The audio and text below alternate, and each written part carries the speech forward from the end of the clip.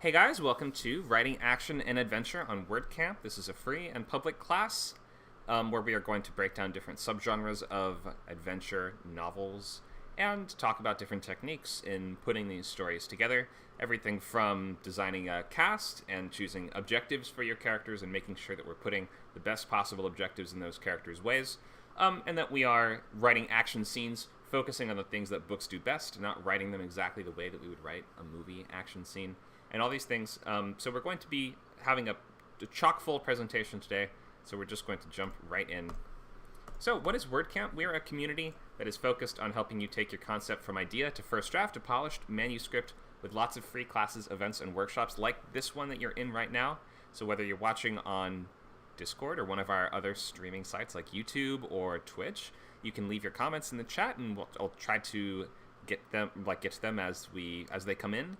It sometimes takes a minute for them to show up from the other sites, but come by Discord and join us if you'd like to interact the best. If you come on to join our Discord server, then you can unmute and speak on the mic when we have time for questions, comments, or other types of interaction. We have some paid classes, like our VIP member classes, boot camps, and the Writer's Lab, and we have a lot of these free one-off events as well. ScriptCamp is a nonprofit organization that brings free and low-cost classes to help you reach your life goals. We have lots of different Discord servers, as you can see here, that are focused on different arenas of learning. ScriptCamp is our first and biggest and most popular. That is focused all on screenwriting for movies and TV and has boot camps for writing an entire pilot in 6 weeks, writing an entire feature in 8 weeks. These are starting soon. New sessions of these are in the process of starting now.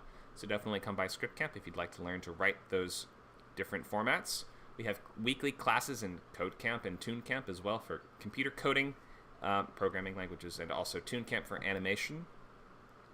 And we have, starting soon, Novel Bootcamp starting next week. That's on the 25th of February, Saturdays from 12 to 2 Pacific time. We're going to take you all the way through writing an entire novel from beginning to end. So here's the stuff coming up. These are the free classes. We have a query letter class that is on Thursday the 23rd, where we're going to look at not only some successful query letters that have worked, but using the query letter format as a way to plan or design your story beforehand. That new session of Novel Bootcamp is on the 25th, and we have an outlining class on March 8th at 6 o'clock, where you will learn how to figure out what happens in your novel story before you begin. We also have a Best Protagonist class over on ScriptCamp on Wednesday the 22nd. And that new session of Pilot Bootcamp starts on March 5th. That's going to be running Sundays from 11 to 1. Could you tell me how much it cost, the bootcamp? So if you join ScriptCamp and you become a member, then you get access to everything we do. If you get an unlimited subscription, that's $49 a month. If you buy it just monthly, if you get yearly subscription, that goes down to $29 a month, which is 40% off. Okay, thanks. Sure. So, Unlimited will include access to absolutely everything that we do here, over 100 hours of content per month. We've got exclusive chat channels. We've got a video library with recordings of all our previous classes, not just the public ones. Comes with $100 off of consultations and proofreads. And you get these things called script coins, which you can use on things like a table read of your work and other various prizes and activities. This will include every single thing that we do. So check out Unlimited if you are interested at all in these many different servers. It's not just ScriptCamp. It will include WordCamp. It includes CodeCamp. It includes TuneCamp. It includes absolutely everything. This comes also with a 2-week free trial, so you can try it out for 2 weeks and cancel anytime. Okay. Let's look at this page really quick. So yeah, if you want to join us, become that supporting member, and get access to all boot camps and labs from just $29 a month, head to scriptcamp.net/membership. You can also volunteer if you know a skill or language that you might like to teach. We're looking to fill out these other servers with lots of classes, so definitely send a message to me or Nacho if you think that you have some skills that you'd like to offer. And you can refer your friends. If you refer somebody as a member and they continue past their free trial, you will both get a free month of subscription and a free month of Arc Studio Pro.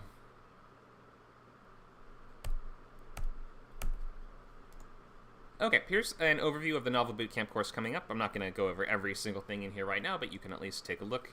Our first class coming up on the 25th is an overview of how to write a book in 12 weeks and kind of looking at these basic essentials of point of view, genre, things like this, where we're kind of trying to figure out what the different kinds of books are and what kind of book that you would like to write. You, of course, should be reading all the time. If you'd like to write a book, there's no way to write well unless you are reading a lot. So every week we're going to ask, what have you read lately? Tell us about the most recent chapters or books that you read. We're going to start with things like prose and premise and move into loglines and queries. So we're going to use those loglines to help guide the construction of the story. We're going to build out a cast of characters in the world and try to organize a roadmap through the story with a set of scene cards, which is a full paragraph for every chapter, in at least every chapter, a full paragraph for every chapter in your entire book. Starting pages by April 15th, you will then work through that book, writing 10 to 15,000 words a week and finishing by May 27th. So, lots of work, high work, high reward. By the end, you will have a book. Will it be a masterpiece? Probably not, but you will have completed a book, and that's always, we say, one of the most essential skills to doing this is that skill of finishing things and moving on. So if nothing else, these boot camps are designed to help teach you your own methods of organization, or, I mean, we offer you this method of organization, but some things might work from it and some things might not for you. So you have to figure out what will work for you and what will get you finished book after finished book. You know, you'll have to write a lot of them to get to the point where you're doing quite well with them, but this is trying to put you on that path to becoming a professional writer. So here's a list of all the recurring and upcoming stuff. I've mentioned a few of these already, and you can see all the different clubs and weekly activities on the right here. We have everything from animation workshops to genre-focused groups like horror and fantasy. We have special groups like disability and screenwriting, disabled writers group, queer writers group, and women's writers groups that all meet at different times at least once a week. We have 2 different script swaps every week, and we have table reads Sundays at 2 o'clock. If you're interested in an adventure, you might also be interested in fantasy. That is a genre group that meets Sundays at 5 on ScriptCamp. Okay, so I don't even have an overview for everything in this class because there were so many things I kept throwing in up to the very last minute. It was impossible to make an actual table of contents. So I think I'm just going to be picking the stuff that I find the most interesting to focus on and trying to hit the stuff that we haven't covered before in a ScriptCamp class. I mean, I want to avoid saying the same things again and again and reiterating everything I've said in the action class, which is not to say that there aren't some slides in here that are adapted from our previous action classes, but I wanted to really skew this towards prose fiction and novels as much as possible. So there are always going to be these differences between, or there are always going to be similarities between types of writing, between screenplays and books. And especially in action adventure, there's a lot of crossover because these two forms of writing have really similar appeals in both book and movie form. But there are also really distinct things that we should keep in mind and stuff that you can do in one that you can't do in the other, or that you do very differently between one and the other. So let's get into it. Without an overview, we're just going to dive into writing adventure books. So let's start with what is an adventure story, and we're going to abridge this definition from Don Damas's Introduction to the Encyclopedia of Adventure Fiction. He says, an adventure is an event or series of events that happens outside the course of a protagonist's ordinary life, accompanied by danger and physical action. Adventure stories almost always move quickly, and the pace of the plot is at least as important as characterization, setting, and other elements of the creative work. But and so this definition gives us that the adventure is outside of your character's normal life. But I think what that really is saying is that even if your character has adventures all the time, then this one is an elevated and sort of higher stakes, more important adventure than normal. If we look at something like think of the Pirates of the Caribbean movies, right? Jack Sparrow has had tons of adventures, and if we focused on him as the lead character, we do in the later movies, but for the first movie, our lead character, or our POV character, is Will, so it feels a lot more like a classic adventure story because it's someone having to step up out of their normal experience in order to go on this next adventure. But there are lots of stories also where the character is having adventures constantly, but we sort of have to have a reason why we're focusing on this one in particular, or why we're starting with this one. And almost always the reason is this one is particularly impactful, or dangerous, or important, or it represents a kind of point of critical development for that hero in some way. Like Han Solo has had tons of adventures, as we know, but A New Hope is the story where he learns to say, I don't care about the money, I care more about my friends or other people. It's the journey of him coming to care about other people. Remember, he swoops back in the Millennium Falcon at the end, and even though he said, I was just in it for the money and then I'm out, well, he came to care about Luke and Leia, and that's why we're really watching this adventure.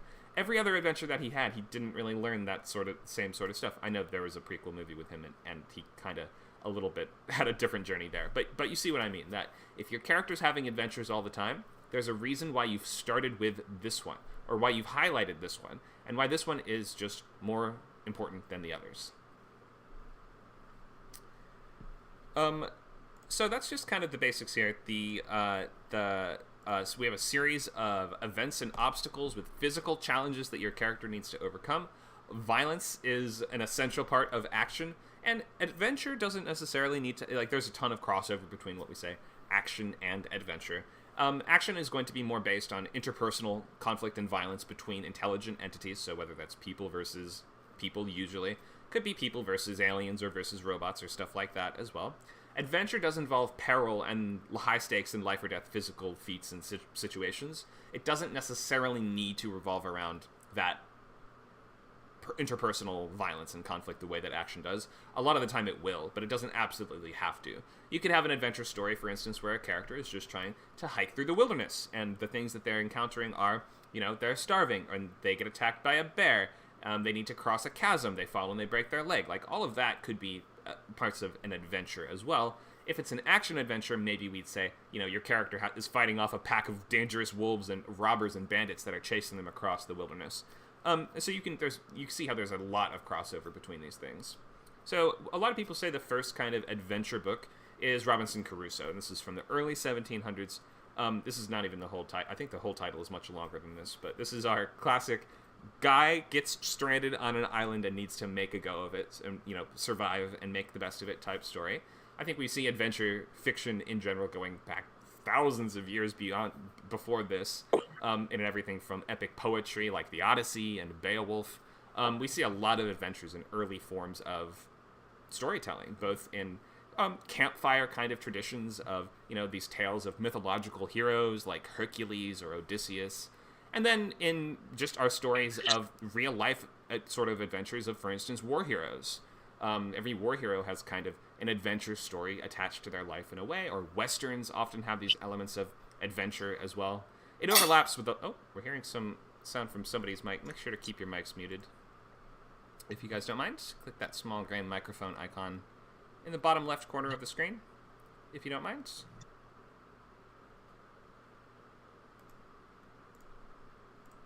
Okay, so there's lots of crossover. Most notably, there's going to be crossover with war stories, because war kind of inherently involves going on an adventure. That we have sea stories, which are not a common genre anymore, but used to be when people relied on the ocean much more to get around and for trade and for their daily life. Crime novels sometimes have elements of adventure too. Spy stories a lot of the time. I mean, James Bond is usually going to be globe-trotting adventure type stories.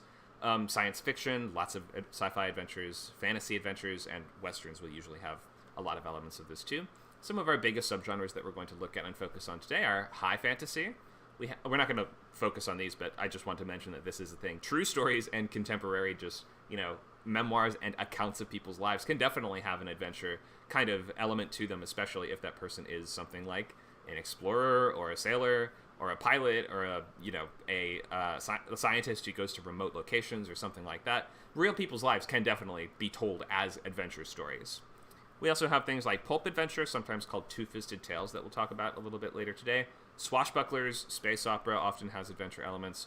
We have Eastern genres like wuxia or xianxia, which are Chinese-focused genres that are basically fantasy adventures with martial arts, and using martial arts as a form of magic, essentially.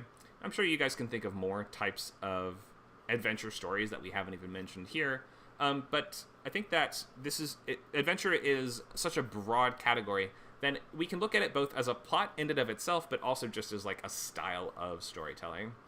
When we're talking about action, and like I said, there's so much crossover, then we're definitely looking for a lot of the same things. For either for action or adventure, we want clear and high stakes with a unique threat and some kind of fun way to combat it. And most often, the hook of an action adventure type story is going to be either the threat or the way that we're combating it, or the sort of journey that we need to go on to combat it. So we're going to defining the walls of these stories is not always as important as it would be in a thriller, for instance. Like in an adventure, it might be a pretty long journey or series of different journeys.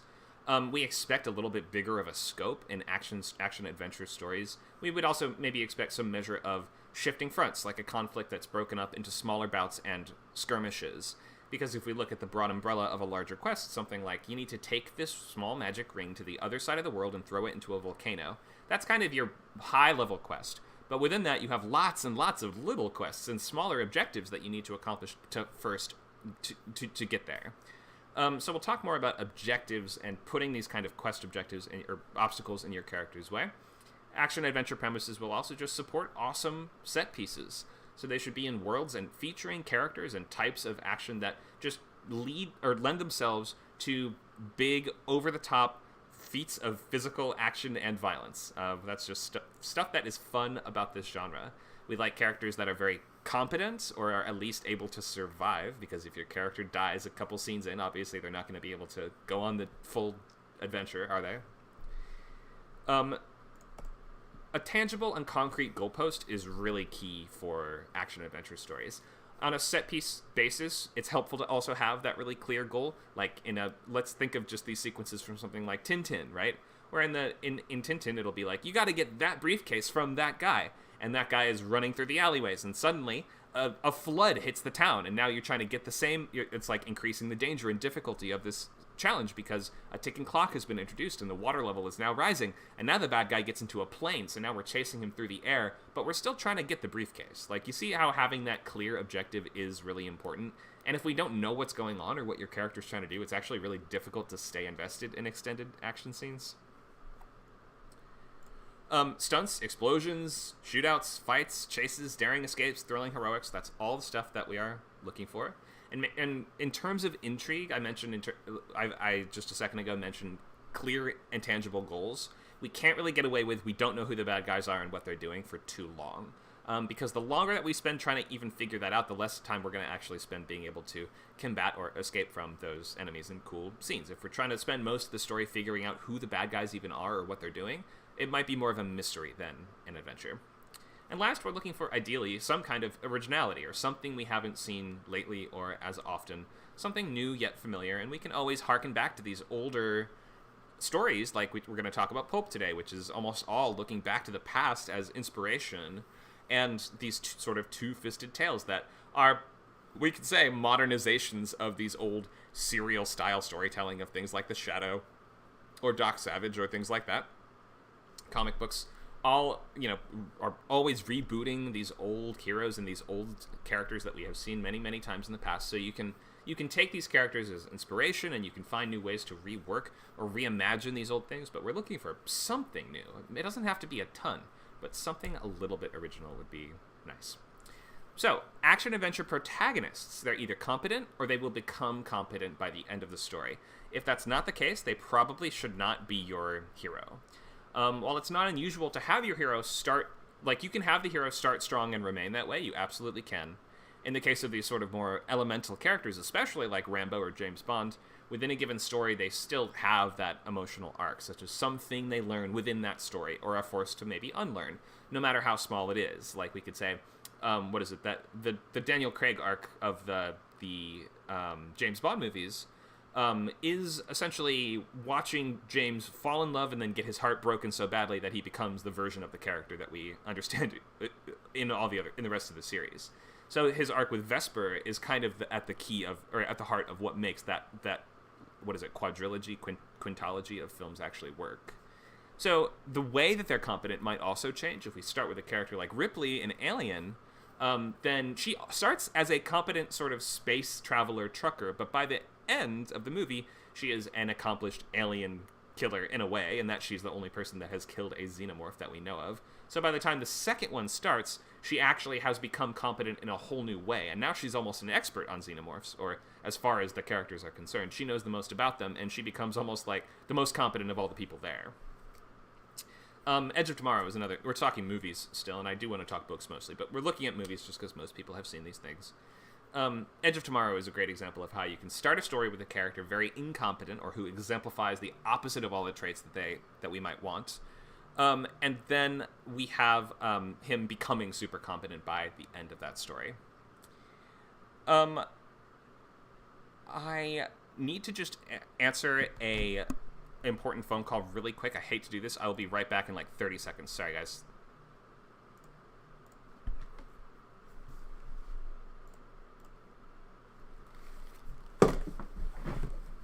Hey, Justin. Sorry. Are you there? Hey, I'm here. I only have a second, but he's a contractor, but he's a license or what exactly?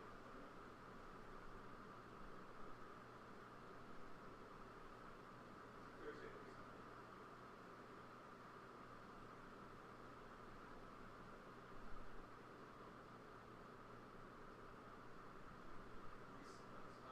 like seafood. That was awesome.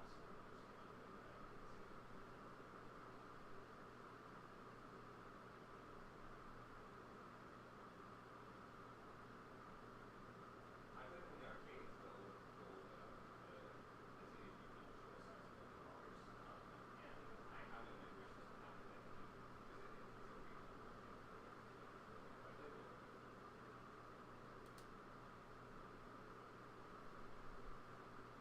Oh god, I love Spec Book. That was so good. Some was infuriating, but I think I'm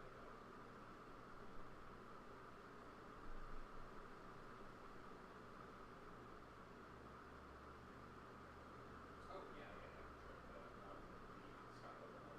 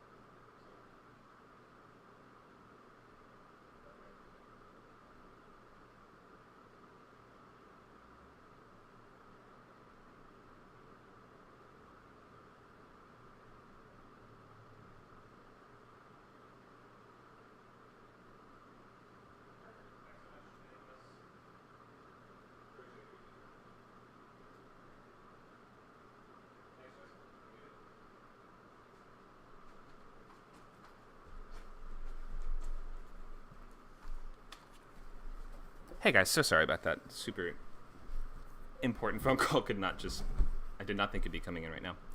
Okay, hopefully we're all still here. Oh, okay, I'm back. Sorry about that, guys. Let me just make sure everything is still running. We're all still here, right? Okay, good. Let's get back to it. Where were we? On action protagonists. Everyone's still here, right? Can you guys still hear me? Yep. Okay. Yeah, everybody's here. Cool. So sorry about that. I have not had to do that before. All right. So protagonists. So the way that they are competent might change, or like the area of specialty they have might change, or they may have to realize that their version of competence before no longer applies, or that they have to become strong in some new way that they never thought they would have to. So it's super important that we be on board for your character's kind of mission or their overall goal. And the more sort of extreme or heinous things that your character is doing to accomplish their goal, the more difficult it will become to root for them. There's this fragile point of diminishing returns with particularly ruthless heroes, but if you play your cards right, people can actually still cheer for characters like, the Punisher or the guy, what's his name, Liam Neeson from Taken. You really just have to earn it and make sure that let's ask this question. How do we root for a character in an action or adventure story that does terrible things to succeed? They are using these terrible things to combat their their opponent. Mm-hmm. But why Like do we root for that though? well, because they're the protagonist. I don't think. Okay, if you use Taken as an example, he says, "I have a special set of skills." Blah blah blah blah blah. Well, he's been. I forgot what his job was before, but he's I guess maybe been an assassin or something like that. So he's had to do terrible things to achieve the goal. So then his daughter is taken and sold into to human trafficking, and to get her back he has to do really terrible things to the opponents.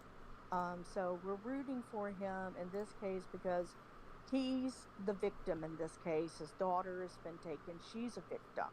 So, and he's the hero. He's not a white knight. He's an anti-hero, but he's still the hero of our story, because he's going to rescue his daughter. And even if there wasn't the daughter, if something else happened, like maybe, I don't know, they broke into his house and killed his dog or whatever, John Wick, he or stole money from him, he's still the one to whom the action is being done. So he's the protagonist. Okay, so I think what you're getting at is that the bad guys are worse. So yes, the bad guys are worse. Yes, exactly. The bad guys right. are worse. Or even if their actions or their techniques aren't worse, okay, they're worse because they're the ones who did the bad thing initially. Mm-hmm. Right. So yes, that is really really true. If your character's going to do terrible things, then we have to believe either they're doing it for a reason that we can get behind, and something that we can relate to and understand. And also, you can just make the bad guys so much worse that we believe that they deserve it. They deserve to have these techniques used on them because maybe they're the only things that would possibly work, or maybe they deserve to be punished this badly, or something like that. So yeah, if when you're writing action adventure, you can get as dark as you want. There's really no limit on how dark you can make this, except the point where you will lose the audience is when they feel that either A, your hero has gone too far in that they're now punishing, for instance, people that were not involved or that don't deserve to have been punished in this way, for whatever terrible thing has occurred. Or maybe your hero is using tactics that are disproportionate. For instance, I don't know, if your story is about your character's trying to recover a stolen, their prize family jewels from a family of goblins that stole it, and then your hero goes in and kills all of them and, nails them to the wall, then we're going to be like, I think that your hero was actually the bad guy here. I feel for the goblins more now than the hero. So you gotta watch out for that. Make sure that you're not crossing that horizon, or if you are crossing that line, you're doing it on purpose because you want your hero to turn into a villain, and that is fine too. But it breaks certain genres, so you can't really do that without changing the genre sometimes. And we'll talk a little. Oh, go ahead. Oh, no, I was just gonna say that kind of reminds me of Starship Troopers. I never read the novel, but my ex-husband dragged me to the movie, and he couldn't understand why I felt for the bugs. And I said, because in this supposed future, we invade their planet. Mm-hmm. We just think of them as just giant bugs, and so they're useless to us. They're meaningless. We think of them as just giant ants or giant spiders, and so they have no value. And this is why they send an asteroid to the planet and do a lot of damage. And he still couldn't understand that. And I'm like, okay, fine, let's just watch the movie. Yeah, it's an alien invasion story in which we are the alien invaders, which is rare. Exactly. It's rare to see that because you see why. I mean, well, that Starship Troopers is a satire, and so it's deliberately doing this. But you can see how in a lot of stories, making your heroes the bad guys makes us just not want to root for them in the same way. So you got to be careful with that. Got to be aware of whose side the audience is really on.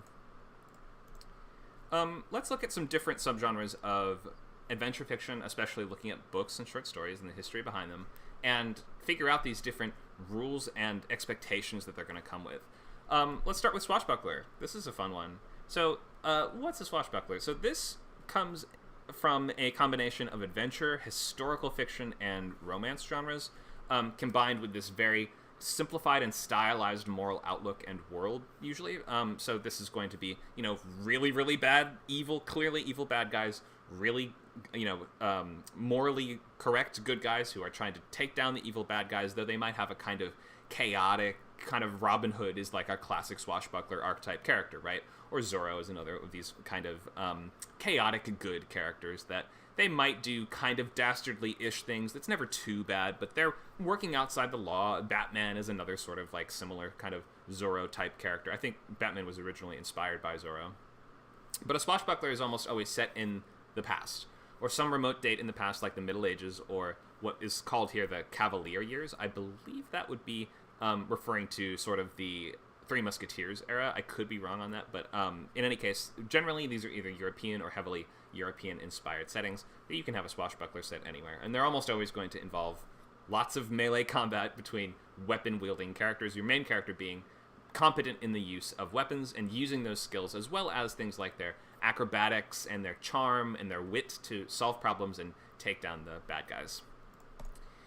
So the hero is often this gentleman adventurer, if not in rank themselves. They may not be a rich person, but in ethos they are a gentleman adventurer. It's characters with, a lot of principles or a strict moral code, but still in this world of very black and white morality, with this whole world on the kind of sliding scale of idealism to cynicism, tilting towards that idealistic side where your hero, although they might dress in all black, they still ultimately think that they, by doing the right thing, you will make the world a better place. And we often have these characters have sneaky, underhanded tactics that they'll have to use to succeed, but we kind of root for those charming rogues and thieves and stuff like that. High fantasy. Well, there's the occasion... So high fantasy is a couple things. One, it's a setting. So there might be a non-adventure story set in a high fantasy world. Like Legends and Lattes by Travis Baldree is a recent example of... It's like a high fantasy setting about an orc that starts a pub. And it's like just about the challenges of starting a tavern, essentially. It's like a slice of life fantasy in a high fantasy world. So high fantasy is just a type of setting, but it's also a genre. So when we talk about the genre, there are these certain conventions and things that will be consistent. Behind me, we have the Dragonlance books, which are, I believe, adapted from the author's very early D&D campaigns. So this is going to think in terms of this is the Tolkien genre of fantasy and adventure. So everything from your Lord of the Rings to your D&D. We have a setting that's usually going to be a world other than our own, which is called a secondary world. It might have some connection with a present-day Earth or some future or past version of Earth. For instance, the world of Conan, a lot of people don't realize, is set on Earth in the long-forgotten past, when the arrangement of the continents is very slightly different. But, for instance, Conan is from, like, modern-day Morocco kind of region. The Samaria region is in North Africa. So, yeah, this is actually the map of Earth, but that has been reimagined in this fantastical context. Magic and fantastical elements are often really brought to the forefront in this, and they tend to play a major role in the story's world building and conflicts. Now, in high fantasy as opposed to low fantasy, magic is more common and is more accepted and used and visible within the world. That's not strictly a crucial element, like you can do high fantasy with more subdued or minimal magic, or low fantasy with more of it, but high fantasy is distinguished by typically portraying its fantastical elements in this more positive and glamorous and public way, which is unlike these sort of horrible monsters and shifty sorcerers and the great power at great price kind of magic that's found in more low and heroic fantasy. Like in low fantasy, if a character is a wizard, it's usually because they had to sell their soul to the devil to get those powers, as opposed to high fantasy, where it might be like, well, every 8th kid is born with magic powers. Or it could be like in Xanth, the Xanth series by Piers Anthony, in which every single person is born with a different magic power. There's nothing sinister about it at all. Some of them can be used for destructive purposes, some of them can be used to heal or help people, some of them are completely useless, but magic isn't considered this bad, scary, hidden thing. It's part of the natural fabric of the world. Scale. It's often epic. High fantasy is epic scale, so power, politics, wars, the death of nations, gods and giants and dragons walking the earth, and the real threat of the end of the world, which comes up all the time in high fantasy. There can also be perhaps more lower stakes or personal stories set in high fantasy worlds, but in the capital H, capital F high fantasy genre, our scale must be epic. The consequences and repercussions of these quests and these actions that your characters are taking are going to affect thousands or millions of people and perhaps change the nature of the world itself. In terms of morality, the good guys are good and the bad guys are bad in high fantasy, with fairly minimal overlap. Even in cases where there is that moral ambiguity or flexibility, there's still a fairly clear divide between good and evil. And we might think of, like, Gollum, for instance. And, like, Gollum is a pretty conflicted character, but we can tell when he's in good mode versus when he's in evil mode. Like, he even switches, like, he changes his personality to evil version versus good version. So while that character does have the potential for both in him, we're never, like, it's never both in one, all at once. Or, like, Boromir is another great example, where Boromir gets corrupted by the ring, but it's only because of that he tilts towards doing truly evil stuff. Or Denethor is another example of, like, no, he's the madness is what's making him evil. It's not like Aragorn occasionally does something terrible in order for the greater good. That just doesn't happen in Lord of the Rings. Because in high fantasy, it's not like in a low fantasy version of this, Frodo might have to do something awful, or Frodo might have to kill Sam halfway through the story, or something like that, right? Where it's like, no, of course that would never happen in Lord of the Rings. The character, like, good is good and evil is evil, and while characters can move from one to the other, we always can see that happening. And it's never that we don't understand what good or evil are anymore, or it's never that those concepts prove themselves to be irrelevant, like in something like First Law, where like good and evil are completely, like, not, they don't even factor into the equation. Everyone is this shade of gray. Everyone is selfish. Everyone is trying to accomplish their own goals. And some characters are trying to just do truly terrible things for their own gain, even if they are kind of our point of view heroes. So good and evil might actually... What's the name of that example? Go ahead. What's the name of that example you just gave? First Law. Gray area? First Law. Okay, thank you. Yeah, that's the one we in our novel boot camp, we read the first few paragraphs. Remember the old man walking down the stairs? That was Glokta from First Law.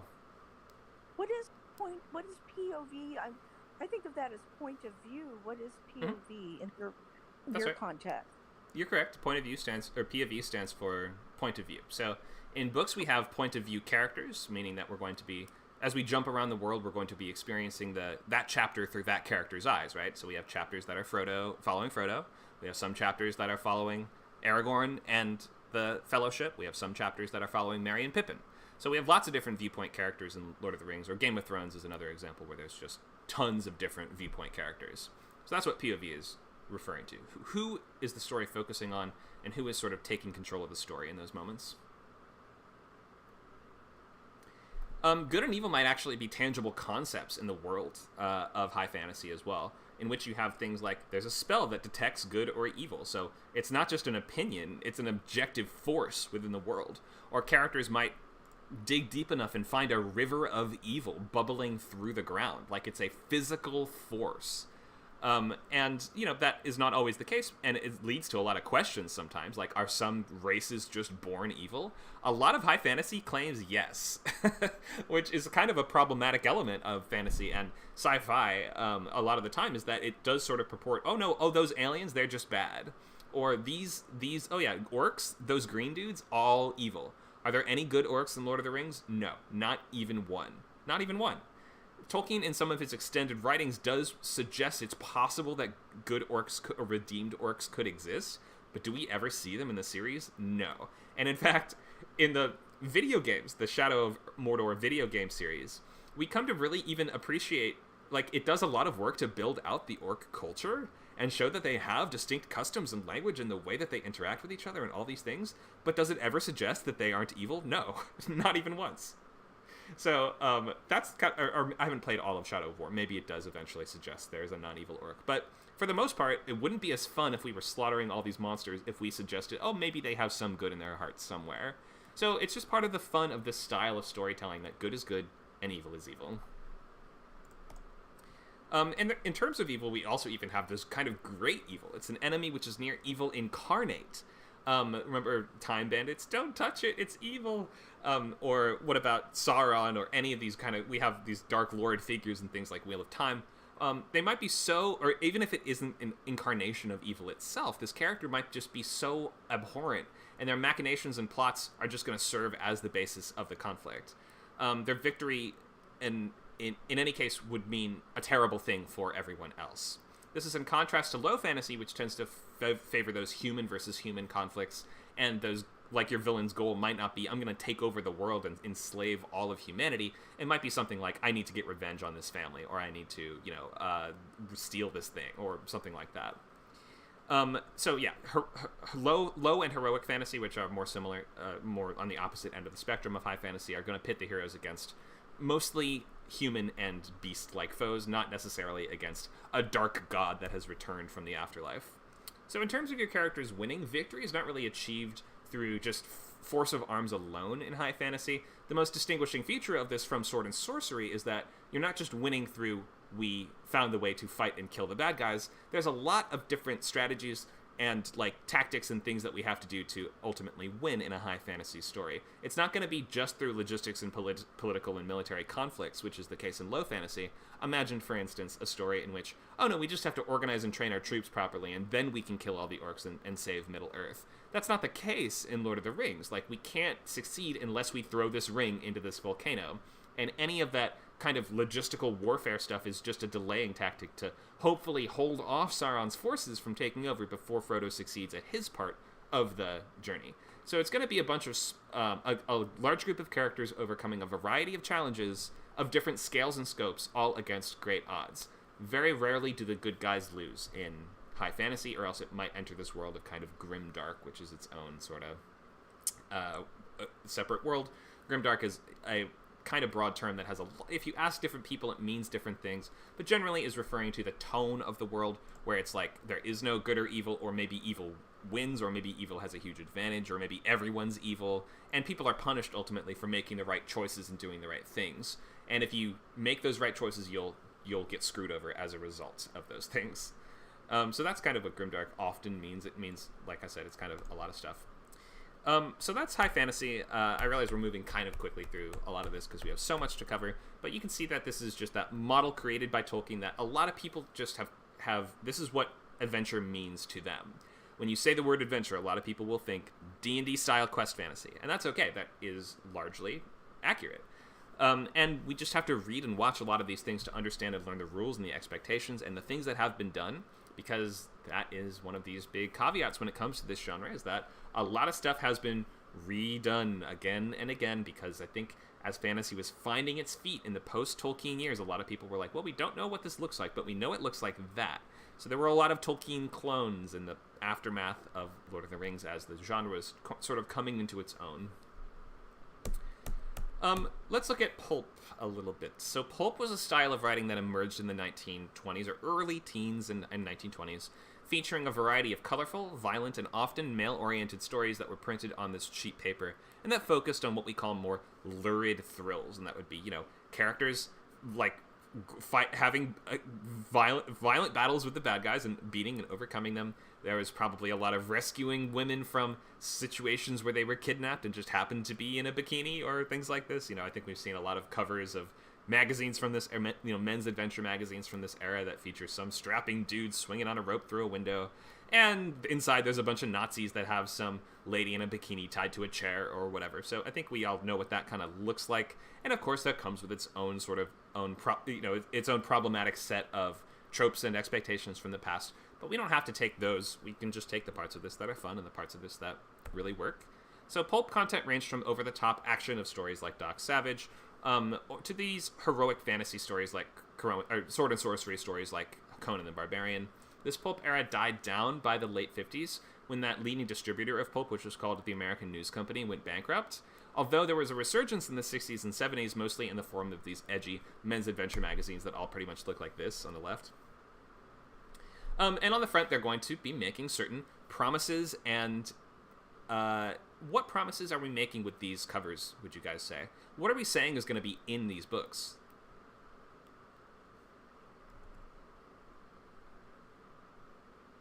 Lots of the hero killing the opponent. Mm-hmm. Yep. Hero fighting and killing the bad guys. What else? And rescuing the damsel in distress. Mm-hmm. Yeah, rescuing the damsel if there is one. There often is. Go ahead. And lots of probably lots of battles that either culminate in either the the large battle in the end, or achieving the goal, or maybe going to achieve the goal and having a large battle at the end to achieve the goal. Yeah. So that's true. Usually we will be leading up to some kind of climactic large battle at the very end. How about the settings? I'll let someone else answer. Sure. At least in these examples, it seems to be that they're in this old setting, on a more not modern day, like usually in the past. Yeah, that's true a lot of the time, because these, when we're referring to classic pulp, it was written in the past. So for them, it was modern day. But in terms of, Okay. So you're right, but you are right. When people do modern pulp, when they're trying to harken back to those older stories, a lot of the time they will set them in the past to kind of make it feel more like those original stories. You can do modern pulp though. Or how about just the like locations the characters go to though? That's when we look at setting, we're like, where is the adventure taking place? Oh yeah, usually in a different country or a different place where it's like globetrotting. Yeah, globetrotting. So we're going to not just anywhere though, right? We're not just going to some back alley in England. We're going to exotic locations. We're going to far off reaches. What is this? The Conqueror of Mars? We're going to Mars. We're going to a place where there's aliens that have swords and clubs. We're taking boat trips to the far reaches of the Pacific. We're going to distant, dangerous locations with this element of mystery and excitement.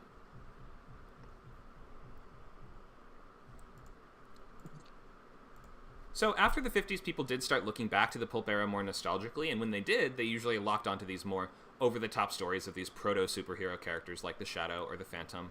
Many people point to Raiders of the Lost Ark. I think we all know Indiana Jones and the sequels, which took these 1930s pulp adventures as their main inspiration, and that was kind of the keystone of this pulp resurgence. So this term two-fisted tales refers to stories told in the style that reflect fondly on these old pulp stories. So that usually means, as was just mentioned, that these will be set in the 20s or 30s and focus on these square-jawed, clever men and women of action.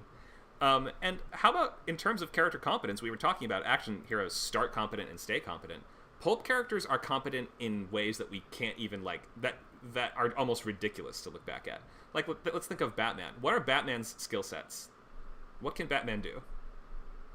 He's rich and he has lots of utilities that he's able to use. I mean, I forget which Batman movie it was, but one person asked, one superhero asked, so what are your what are your abilities? And he says, I'm rich. Right.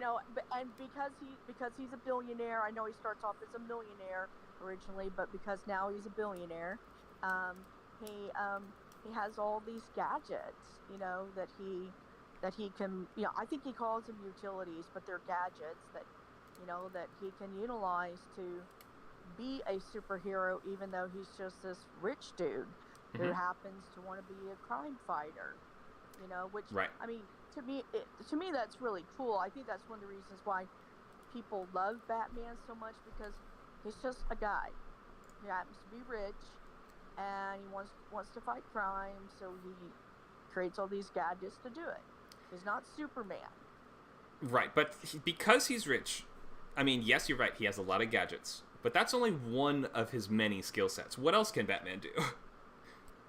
He's a detective. He's a superhero detective. Mm-hmm. Yeah, he's the world's greatest detective. Don't they call him that? Yeah. Yes. So he's not only rich, and because it's like, I think what he was saying in that moment, he was being kind of facetious. He was saying, because I am rich, I can do all these different things. Because he can afford all the best tutors, he can afford all the best inventors to help make him gadgets, like Lucius Fox or people like that. What else can Batman do? We haven't even touched on all the things that Batman can do. He can sort of punch sharks like they're nothing in the 1960s one. He has like a utility for literally anything. It'll be like something Batman spray or something. It'll be like shark spray, or it'll be, his bat shark spray. Like at least that one is a bit more ridiculous and comedic. But yeah, he can basically have a gadget for anything, and in any situation, he'll either punch his way out or grapple hook away or do some gadget that he has. Right. So we might say he has like super preparedness. He's super smart. He's not just rich. He's also like top level intelligence. He can outwit anyone. He's the world's greatest detective. And somebody mentioned you mentioned he can punch sharks, and somebody in the chat said he's a master of martial arts too. Do we forget he was trained by a clan of ninjas? Like, or at least in some versions of this. So we're like, your character isn't just in a lot of stories, your adventure stories, even your character is competent in one or two ways. But in pulp, they can be competent in basically everything. There's almost nothing that your character needs to have off limits to them. And the challenge in pulp comes in making that character feel really human, despite the fact that they are hyper competent. Or think of Indiana Jones. He's a similar sort of thing, right? He's a genius history professor and archaeologist. He teaches, high-level classes at school. He can also fight. He can also shoot. He's basically a soldier. He has almost unlimited endurance. He can speak like 12 languages. He's like the ultimate adventurer, right? He can do everything. Are they kind of go ahead. Mary Sue's? Are they kind of Mary Sue's? Because what I've been told of Mary Sue is that they're a person who can do everything, but they didn't have to work at it. Where, Batman was trained by ninjas. Indiana Jones is a genius, raised by a genius. He's hyper focused on what he can, his field. Everything belongs in a museum. And I think that he actually was in combat. Like, he had been in World War II, despite the fact that it's still that he's in the Nazi era, that he had fought for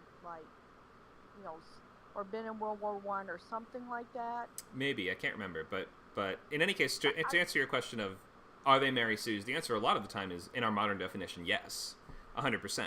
But people really only use that term when they don't like the character. That's the difference. Is that you can have a character that can do everything and can be super good at literally every skill, but the audience is only really going to react super negatively when it seems like that character is too blatantly a wish fulfillment character for insert of the author. Like, a lot of the time when the character feels like a version of who the author wishes they were, sometimes we'll say that's like a Mary Sue, like a self-insert character. Or it might just be a character that just seems good at everything for no reason. And a character that has no rationale behind why they can do everything right off the bat, and everyone immediately respects and likes them, and everyone wants to fall in love with them, or everyone wants them to, everyone gives everything to them without them having earned it. Will sometimes earn that title from people. But ultimately, if we look back at Batman, of course he's a Mary Sue. Yeah, definitely. So, yeah, I don't think that term means very much. It's really just something that people are going to throw around when they don't like how you have portrayed that character. But to keep them from being Mary Sue's and to make them a little bit relatable, don't they need a few flaws? Like Indiana Jones, he hates snakes. And he always says, why does it have to be snakes? Sure. It gets a bit of snakes. Or, or other things, and Batman, I don't know what he hates except like crime fighters, but he's always he's eternally dealing with his parents' murder. That's true. And Alfred is his best friend and kind of surrogate father. Yeah, he can't really make connections with other people very well, is sort of Batman's flaw, I would say. He's very distant and very reserved. And you said his best friend is his butler, so yeah, there you go. That kind of shows that he can't make friendships like anyone else can. And yeah, introducing those flaws is really going to help combat that feeling of the character being a Mary Sue. But ultimately, the term I wouldn't worry too much about it. Especially in adventure, where we kind of just really like this kind of character. So, in terms of pulp attitudes and the way that pulp stories were told, classic pulp ran on these basic principles of action, science, and optimism. So the difference between pulp and noir is that noir is super cynical, whereas, pulp is super optimistic. And I've drawn this from the Fred Hicks role-playing game called Spirit of the Century, but he talks about optimism as sort of the most potent of these three principles, and it's not this kind of shallow, sunny disposition that we so often equate with optimism. It's this feeling, if we look back at the era that these stories were coming out, the 1920s was a time after World War I where technology started to make it seem like anything was possible. Like, one day we were, just in 10 years, we went from flying is impossible to we're using planes in warfare. We just came out with things like radio and transatlantic cables. We can go all around the entire world in just such a short time. We have cars. We've gone from horses to cars in just such, like, a decade that it's starting to jog in people's minds this idea that things could be better and things could be different. And through things like science and through knowledge and just the application of that stalwart American human spirit, then we can make a difference and we can improve things. And taking action can change things. And even if you don't change things for the better, maybe you will inspire other people to do the same. Choosing not to act is a bad thing in pulp because it's like sticking your head in the sand and hoping for the best. It's really looking at the world from this point of view of the world can and should be a better place, and your characters are trying to accomplish that. When we go, and there is the crossover between pulp and noir as well, and noir is very characterized by the opposite of these things, and noir is all about, I am one man in this corrupt and broken city, and I am the only one who can possibly hold off the darkness for another day. I'm the only one that can stop the evil forces from taking over for one more day, and I might die, and that's it. And it's just this very sort of like more Great Depression era mindset that differs a lot from this classic pulp approach of optimism and hope. Let's look at quests. So an adventure character needs a pretty simple overall goal. And who knows what a MacGuffin is?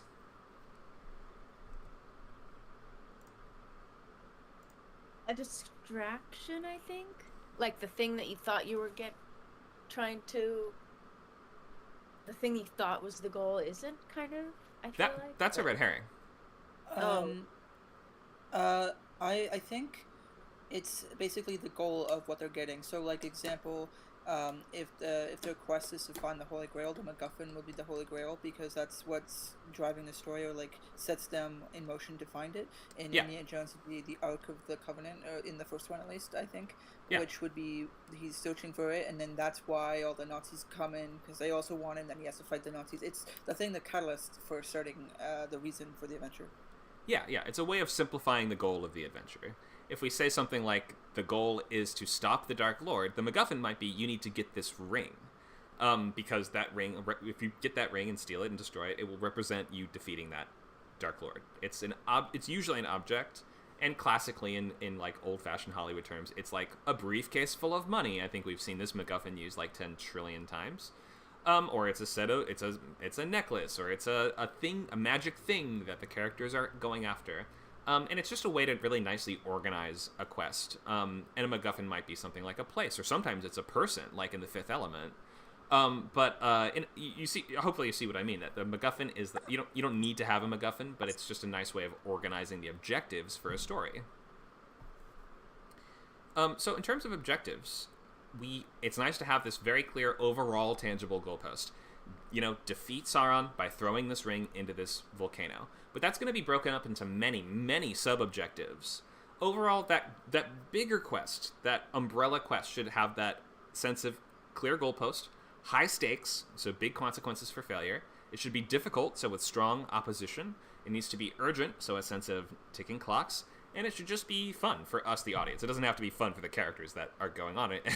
In fact, usually it won't be fun for them at all. But it's fun for us to watch because we're going to watch competent characters, or characters that are becoming competent, overcoming physical, dangerous obstacles in various interesting ways that are pertinent to their skill sets. So we're asking, how would just your hero be the one to succeed at this?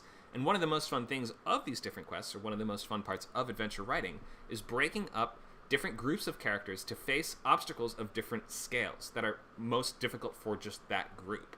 So let's think of, for instance, Return of the King.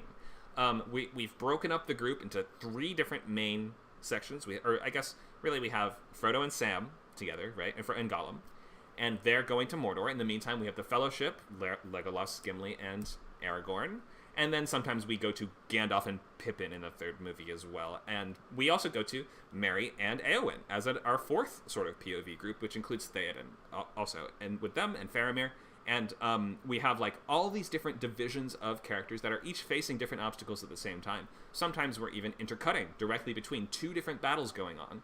But you need to match those battles to those characters. For instance, Shelob, remember the giant spider from the mountain passes that Sam and Frodo and Gollum end up running into would not be that big a challenge for Aragorn, Legolas, and Gimli. They're like superheroes. They can kill 100 orcs like it's almost nothing. They're not really ever in physical danger. So their quests are not really going to... The question isn't going to be, can they defeat this opponent? What are Legolas, Aragorn, and Gimli doing in the meantime? They have to go to the the crypt of the army of the dead, and they need to convince that army to join their side. So their quest is not the thing. Remember how we're trying to always match the character to the most difficult or impactful thing for that group of characters to do?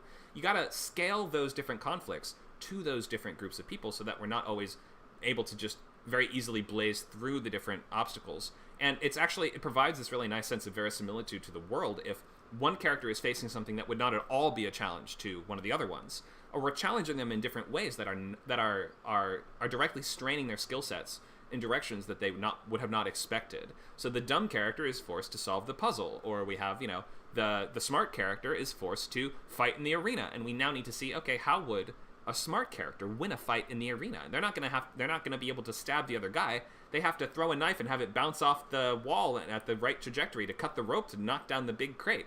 You see what I mean? So we have to watch your different characters strain to succeed in different ways based on how you split them up and based on the obstacle that you've put that group up against. Any questions about that premise?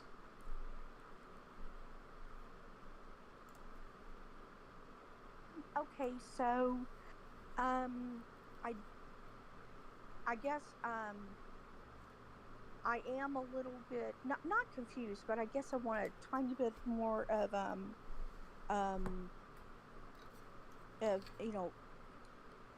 clarification, like on clear goalpost, and ticking time. I know that when I write the log lines, I think I'm doing really well, and then you often ask me, well, what's the ticking clock in here? And I have to think about it, and also, being a novelist, I tend to write my log lines kind of like back pages of novels, unfortunately. But a little bit more clarification on a clear goalpost. Do you does it have to be at the end, or can you have multiple goalposts to the very end, at the very end? You can have, so for sure you have an overall goal, and we have sequential goals that lead up to that bigger one. Your overall goal might be something as simple as just survive. And then in order to do that, in a defense type story, then the first obstacle might be a wave of goblins is attacking our castle. The second quest is a wave of hobgoblins is attacking our castle. And the third one is a wave of trolls with catapults is attacking our castle. And to that end, all of that was still just to achieve the tangible goalpost of survive, keep the castle standing. But each sub-objective along the way has a really clear end-finish line to it. How do we know when we've succeeded at the goblin attack? Well, the goblins are dead and we're still alive, right? So that is what I mean by you got to have the overall goal and the smaller goals that lead up to it. But I think we have to have an overall goal, even if it's as simple as survive or get to a different location or something like that. If you don't have an overall goal, then it's not really a long-form narrative. It's more a series of episodes. Does that make sense?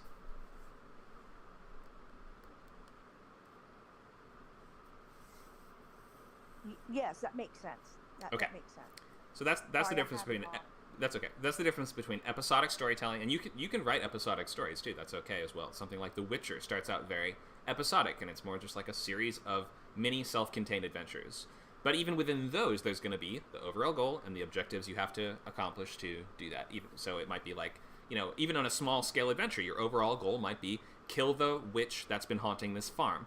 And your first goal might be, okay, we have to find the witch, meaning we're going to have to track her through the woods. Second goal, we have to find a way to get into her castle. Third goal is we can always split up your larger goal into these subsections that require their own tactics to overcome.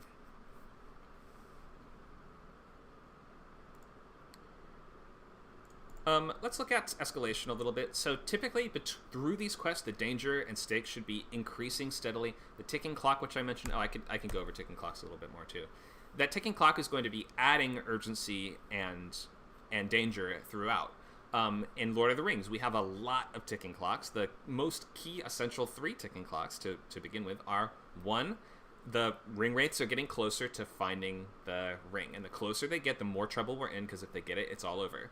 2, the ring is corrupting Frodo, and the longer that he has it, the higher chance either that he goes crazy and turns evil, or that the enemy finds him because they're able to see it every time he puts it on.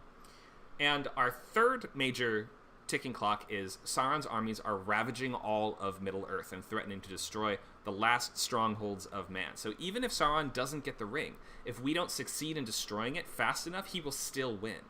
So do you see how each of those separate 3 things is adding its own sense of impending pressure and doom and urgency? And if your characters stop even for a second, then they will be in way bigger trouble, because every one of those ticking clocks will have advanced further along its timeline and brought those consequences closer to bear. So comedy is something that you can use to lessen the sense of danger a little bit, but only kind of strategically.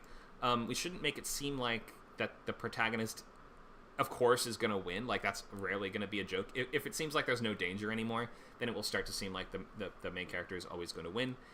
So in most cases, it should seem like your hero is up against overwhelming forces that he's not guaranteed to win, even if we know it's the stories and we know the conventions of the genre, so we know they ultimately pretty much are.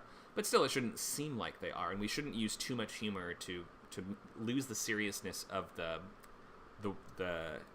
quest that your character is on. Action heroes are always competent or become competent, but they have to be pushed to the edge of that competence. The deck is stacked against them, but they have to fight for every inch of ground. Even if they always win, some reveal or complication after each encounter should set up some new stakes or set up some new ticking clock or push us in some sort of new direction. So think something like Superman or James Bond. It's like, are we ever really going to run into a fight where they don't win? Not really, unless they get captured or something, which happens all the time. But in any case, they're usually going to win. And then once they win, they're going to be like, I got the bad guy. And the bad guy reveals in his last seconds of life, he's like, I planted 5 bombs all around the city. And we're like, oh no, now I have to rush to the next objective, which was just set up and is even more urgent and is even more difficult. And just the fact that I've succeeded early on hasn't made my journey difficult. It's made it harder, or it has unlocked that next kind of objective. I have 2 questions. Okay, about the use of humor, like in Indiana Jones, which is, it's just my favorite action series. Indy uses humor, and it's great. It helps break up things, and but it doesn't lessen, the fact that he's got to fight the Nazis. Yeah.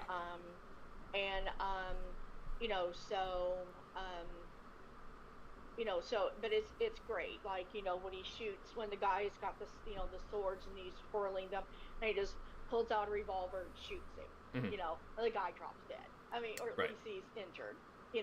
Or when in one of them where he's fighting this really big bad guy, and the plane is starting to go, and then the guy gets killed by the blades, and what's kind of funny is beforehand, where the plane's kind of out of control, or where his father shoots down the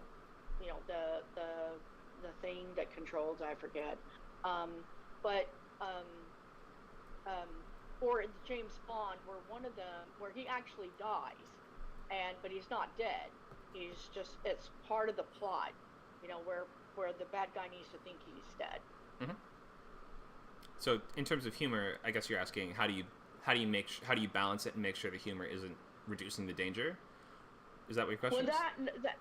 That I think I know, but I'm thinking you said where the bad guy can't lose. Well, in James Bond, like in Skyfall, or no, that's not Skyfall. One of them, he's declared dead, but he's not actually dead, and it's that does happen in Skyfall.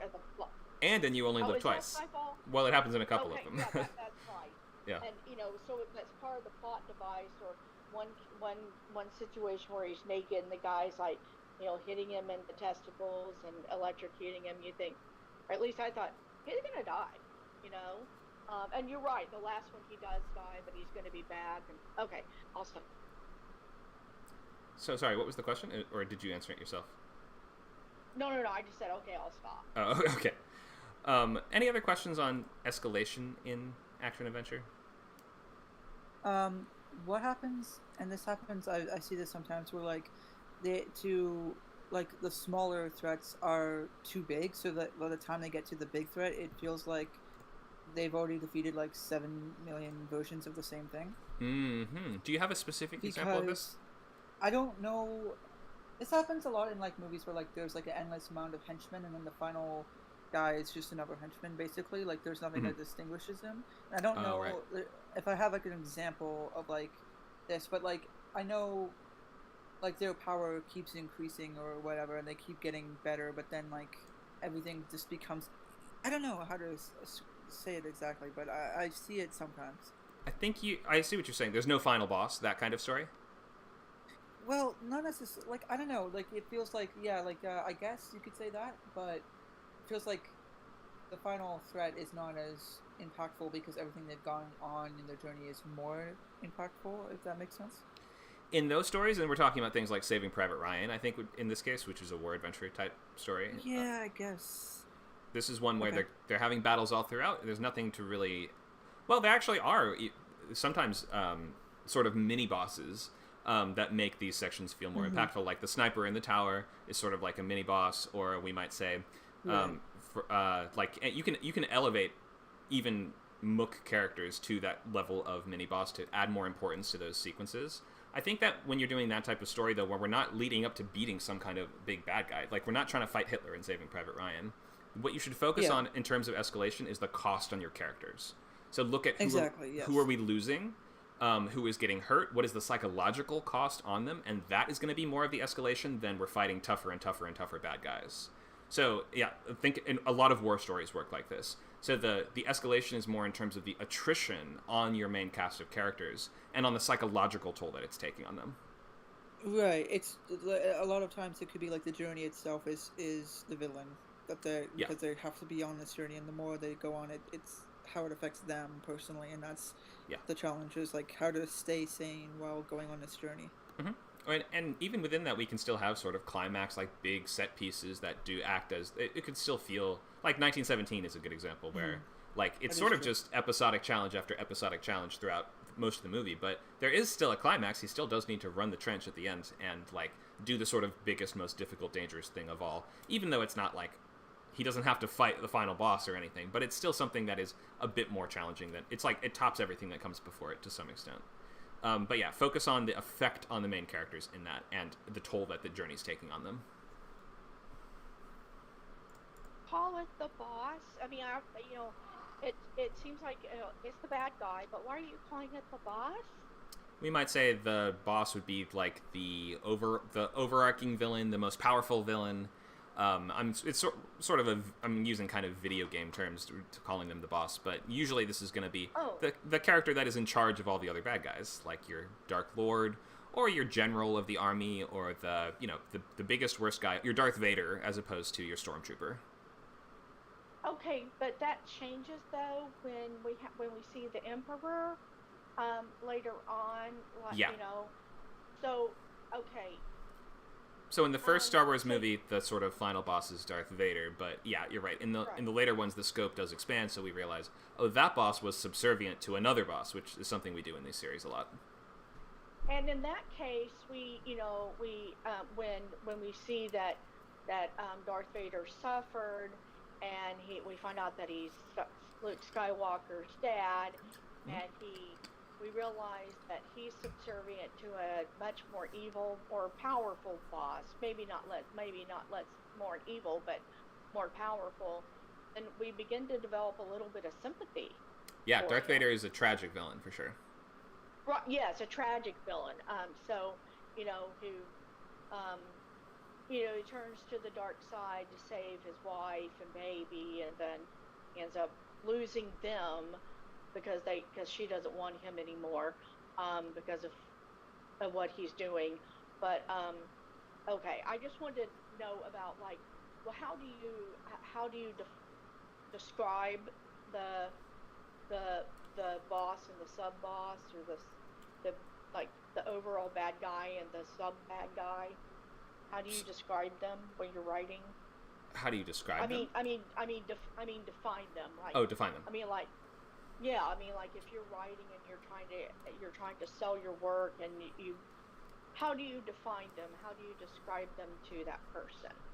So the sort of final overall boss is usually the one we're working throughout the entire series, or the entire book at least, to defeat. And we're not going to defeat them before the end. That's just how the genre works. If you defeat your villain before the end, then usually they weren't the villain, or there's a bigger one in the shadows that we didn't know about.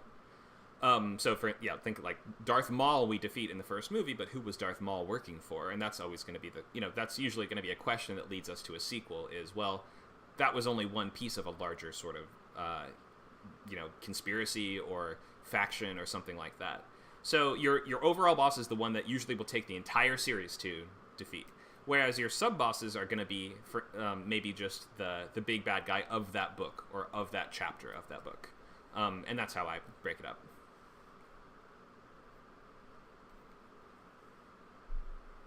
So let's look at different types of objectives and the different sorts of things that your character will be doing in quests. Let me maybe actually pause and look at questions from the chat really quick. Are there any questions I've missed? Maybe not. Oh, maybe not. Okay. So our main quest is going to be broken up into these sub-chapters that are going to each have a different type of goal associated with them. Usually in action-adventure stories, we can consider those to be attack, defend, or move. Offense, defense, or traveling from one place to another.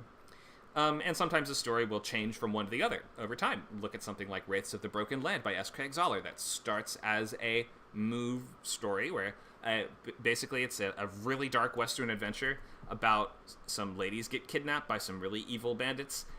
Some good guys go and hire a guide. Our main character is going to be the guide to take them through the Badlands to find the bandits, and he kind of gets roped into their quest. And then when they get there, they have to now attack the bandits and get the women back. Then, as they're escaping, the bandits launch a counterattack, and the final act of that book is our characters set up like a fortress and now need to defend themselves. So we transition from move to attack to defend. There's sort of three main thrusts of that quest. Lots of stories will have an overall sort of feeling to the quest, like Lord of the Rings, Frodo's ultimate goal is move. He just needs to get from one place to the next. He's not trying to defeat anybody. I mean, throwing the ring in the volcano will achieve that goal of defeating the evil faction. But he can run away from any fight he needs to. He's not trying to, like, his ultimate goal is as simple as get from here to there and throw a thing into a hole. And then within that, like, we have these lots of subsections, like defending Weathertop, for instance, at which point or defending Helm's Deep. I know Frodo is not involved in Helm's Deep, but you see what I mean, that, like, we can break up this quest into many, many, many little pieces. Let's look at, and this is called a travelogue style story if it revolves around going from one interesting place to another interesting place, and in each place there will be some different challenge there. So let's look at the first few objectives. Our overall goal is throw the ring into the volcano. Objective 1, get to Bree, a nearby city to the Shire. The obstacle, there are ring wraiths that are after our characters. So Frodo has to avoid being caught by these murder ghosts on his way to this city. Now, once they're in Bree, they have to get to Rivendell. The obstacles are, the wraiths are getting closer, of course, and Frodo gets this terrible injury from the ring wraith blade on the top of, on Weathertop. And as a result, he's now dying unless he gets to Rivendell fast enough, and he gets the special elvish medicine that Arwen tells us about, and now that's our new sub-objective. Next, from Rivendell, we have to cross the Misty Mountains, which is essentially failed, and it's a great twist to throw in the middle of these sometimes if you just simply fail an objective. But the complication as a result of that, the kind of, we can choose, does your character succeed at a quest? We can say, yes, but, using this principle of they do succeed but at a cost, or we can use this principle of no, and. So we say, do they cross the mountains? No, and they're forced to instead go through the mines. So we're going to go through the mines of Moria. Our next sub-objective is get into the mines. We have to get through this puzzle door, and in the meantime fight this giant octopus called the Watcher that lives right outside. Once we get into the mines, now we need to get through them to the other side. So I'm not going to do the whole story, but you can see what I mean, that you can break each section up into these really simple, really achievable goals that have a clear obstacle standing in the way. And you might have to imagine as they get more difficult, because they should be getting more difficult, your main character is going to be pushed more and more and more along some kind of track of development. And what we mean by that might be they're getting more competent over the course of the story. What else? How else might your hero be changing over the course of the story? Maybe they, like, if they have like magic or something, maybe they have to learn to control it better over the course of their time, or maybe their courage is changing. They're growing stronger with whatever they're doing, and they become more skilled in whatever field they're in. Sure. So yeah, I think most of that would fall under competence, but you mentioned magic. So in terms of the powers that the character has, those themselves might be changing. The powers themselves might be changing, right? So in something like we look at a story about a character learning magic, as they become more competent, it could be that their magic actually becomes more unstable or becomes more dangerous, or maybe they go from having conjuration powers to having divination powers by the end. Or maybe they're losing powers and gaining some others. So yeah, the powers that the character has access to might be changing. What else? What other ways is the hero developing over these many different obstacles in an adventure story?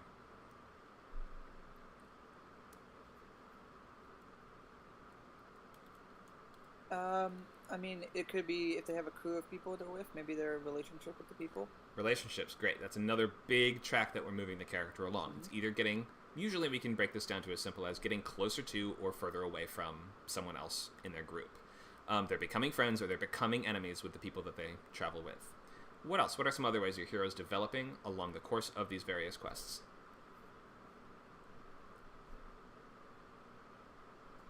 Competence, magic, relationships?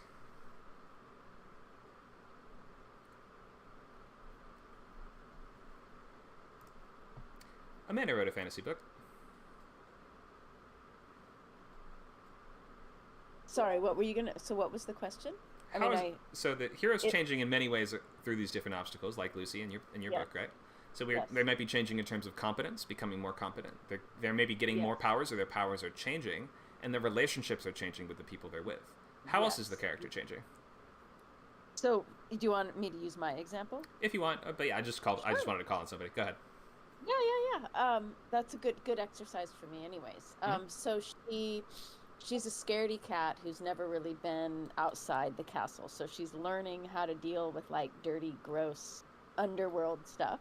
Mm-hmm. So just basic competence and kind of courage to get past, traditional, her kind of sheltered life. So let's look at, so her outlook is changing, is what you're saying. Her outlook is changing. Some level of skill or like, I guess outlook is a better word. Outlook, and then her outlook on her own kingdom changes as she learns about how corrupt it is, and she saw things as sort of black and white. My kingdom's good, yours, everybody else is not, and so very kind of classic coming of age story of seeing that your own home or your own country isn't like just totally good. Great, yeah. So her outlook and her opinions are changing as she learns more about the world. I think there's one more thing that I'm waiting to hear from someone. Is there anything else that's changing? Well, like you're talking about relationships? We did relationships. That's almost always the first one that I will go to, and you're correct for choosing that, definitely. But the last one that I want to focus on is emotionality. So how is your character changing emotionally? Okay, what's an example of that? Because I guess, I'm curious how you would describe that. Your character might start the story being a total scaredy cat, and they might toughen up over the course of the story. That's part of it. Okay, that's what I meant more than outlook initially. Oh, okay. She's kind of toughening up. Yeah. That might be one way. Or maybe the journey they're going on is really breaking them down, and they're getting depressed. They're getting sadder and sadder. Every single quest they have to accomplish, they lose something important to them. And that's breaking them down over time. Like, character and emotion should be the first things that we look at when we're talking about how is the character changing. And everything else can come from that. Like, everything from their powers, which are sometimes directly linked to their emotionality in some way, right? To, like, no matter what it is, it almost all comes down to this root of character and emotion. So the things that your character sees or notices or learns about the world might be affecting them internally. And we have to look at, how is your character changing as a person as the story goes on? Are they becoming more forgiving or less forgiving? Are they becoming more tolerant or less? Are they becoming angrier? Is this starting to build a psychological toll on them where at some point they're going to snap? And I think we see that in a lot of characters. Remember when Frodo snaps at Sam? Isn't that so sad and heartbreaking? Where he's like, no, Sam, it's you. You're the problem. You have to go home. That's because that character has been pushed to the absolute limit emotionally. So really don't forget, character, relationship, and emotion are big parts of how these things develop. In terms of bookkeeping, I won't go way too into this just because we have so much to get into, but don't worry way too much about this stuff in your first draft. But especially in revision, it is your ultimate responsibility to maintain these consistent physics and rules to your world. So don't think of this as extra homework. Think of this as extra little grounding elements that can act as gateways to creative fun, and as clever ways to highlight the resourcefulness of your characters. Disadvantage is really key, and limitations are going to force more creativity. So think, like, what fun could we have when your character runs out of ammo for their weapons?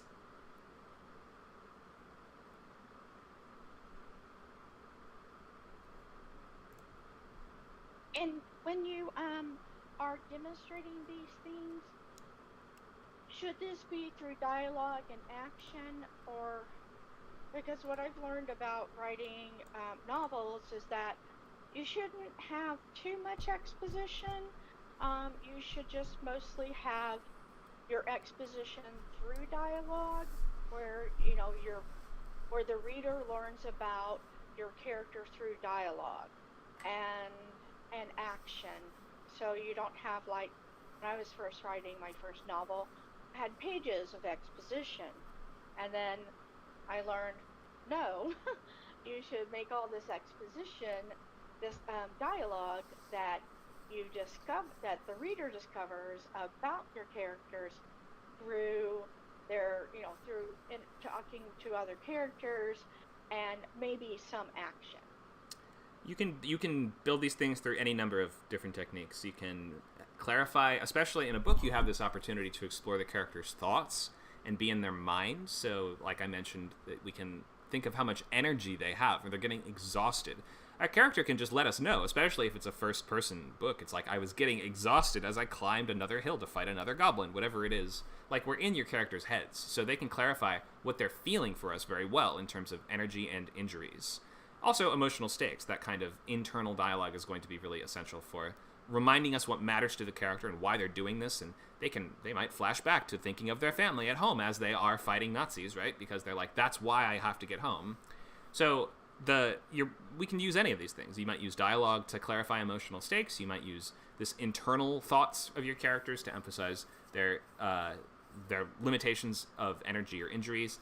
In terms of just like watching action unfold, we can get a sense of how much ammo they have. We might see, a click comes from their gun when we run out of ammo. So we see, okay, they're out of bullets, and now they need to switch to martial arts. Okay, or can they do like in a lot of action movies where they say, one bullet left, make it count? You can do that. I don't, although I say, that's a little cliche, you could say one, only one bullet left, what are we gonna do? Or no bullets left, and they throw the gun at the bad guy, maybe it hits him in the head, knocks him out. Anyway, but, can you say this instead of just think it, or which is better? There's no better. There's different ways of, depending on the scene that we're in and the way that your book works and the point of view that we're taking, any of these things might work. Okay. So, like, if the person is not terribly talkative and they tend to be more introverted and more in their head, it might be they're thinking this. Yeah, that's fine. Saying it. Okay, thanks. In books, that works very well. You don't always have to have everything come out in dialogue. If you're writing an omniscient book, meaning it's from the point of view of a narrator that knows everything and can tell us anything at any time, then we can get into any character's heads, and we can tell us what anyone is thinking or feeling. So there's all kinds of ways to highlight and emphasize these action elements in novel writing. Let's look at villains. So there's kind of these three tiers of villain. I think we were talking earlier about the big bad versus the smaller bad. The sort of three tiers are going to be your arch villain at the top, your lieutenants or your henchmen in the middle, and then your faceless hordes at the bottom. And the ultimate villain is often going to personify the kind of anti-theme. I mean, that's why we have so often in these action adventure stories there will be this monologue where they're like, "You're not so different, you and I, Mr. Bond," because they are cut from the same cloth, or they are both trying to accomplish the same goal but in different ways. Is a really nice way of looking at this. In any case, we've chosen that villain to directly have some kind of philosophical conflict with your hero, that this battle between them is going to represent the victory of one ideology over the other sort of ideology. So by our hero defeating the bad guy, when the bad guy is always saying, people are fundamentally bad, and your hero's like, no, people are fundamentally good, then it's us sort of saying that one philosophy wins and the other one loses. Henchmen, these middle tier guys that work for your big bad, they thrive on this element of mystery and this unique style to them, and each one will require this kind of special tactic to defeat on their own. They might have some huge advantage that other characters, the smaller, villains don't have access to. We have Jaws, for instance, from the James Bond series. I don't think he's actually in the books, but he's in the movies. And he is like 8 feet tall, super strong, and has teeth that are made of metal and seem to be able to bite through literally anything. So those are both his advantages, and also they're going to give us these unique tactics that we have to use to defeat him. He has metal teeth. Oh, so we can electrocute him. Or, he is super tall, so we can knock him down with, he's easier to knock off balance and to push over. Something like that. Each of these henchmen will require their own unique tactic to overcome that are usually going to kind of match with your hero's development. And so as your hero becomes more competent, they will eventually gain the tools they need to overcome these sub-bosses.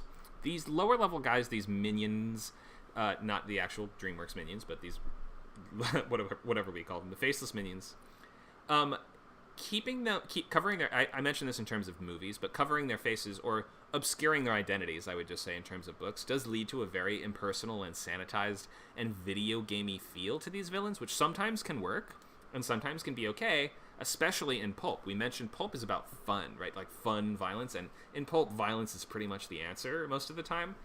So to that end, we can't really humanize any of the villains way too much, or if we do, it has to just be in revelation of how evil they really are, because if it turns out that some of them are kind of good, or maybe there's ambiguity to what we're doing, then it becomes a little less easy to enjoy, which I think is actually why George Lucas switched from human enemies to more droid and clone-based enemies from the original trilogy to the prequels, is that violence is a little easier to keep more fun if we're killing opponents that aren't as human as we are. So, pairing the hero and the villain in terms of their philosophy is a really smart move. I mentioned that we want, if for instance, the hero and villain come from the same, they're cut from the same cloth in whatever way. Here we have both Magneto and Professor X. So the difference between, these guys both are mutants. That means they're people with this rare genetic thing that gives you superpowers that do something random, basically. We don't need to overthink the logic of X-Men and why some people have this gene that lets them shoot ice and some people have a gene and it lets them fly. And there's also the Juggernaut who got his powers from a magic ruby, but we just don't talk about it. So don't worry about the actual logic behind the X-Men right now. But if we think of the hero and villain in terms of their clash of philosophy, some of the strongest pair-ups are going to be two characters that are both trying to accomplish the same thing, or I often say they either come from the same background or from opposite backgrounds. So either they're both rich, or one is rich and one is poor, or they're both poor. Could be an example of how you would do that. So in our case, we have two heroes. They're both mutants, and they both are trying to ensure that mutants can live and exist in the world without being oppressed and, arrested or killed by all, or feared and hated by all the humans, right? But they have very different ways of going about this. Whereas Magneto feels that there is that there's a war that has already started, basically, and that mutants are under attack, and we need to destroy the humans in order to save mutant kind. And meanwhile, Professor X thinks, no, humans can live with mutants. We can all find a way to work together. But we see the problems and challenges that come with that, of course. And Magneto's point of view just makes so much sense, considering where he comes from. Does anyone remember what Magneto's backstory is? It's from World War II, right? Yeah, go ahead.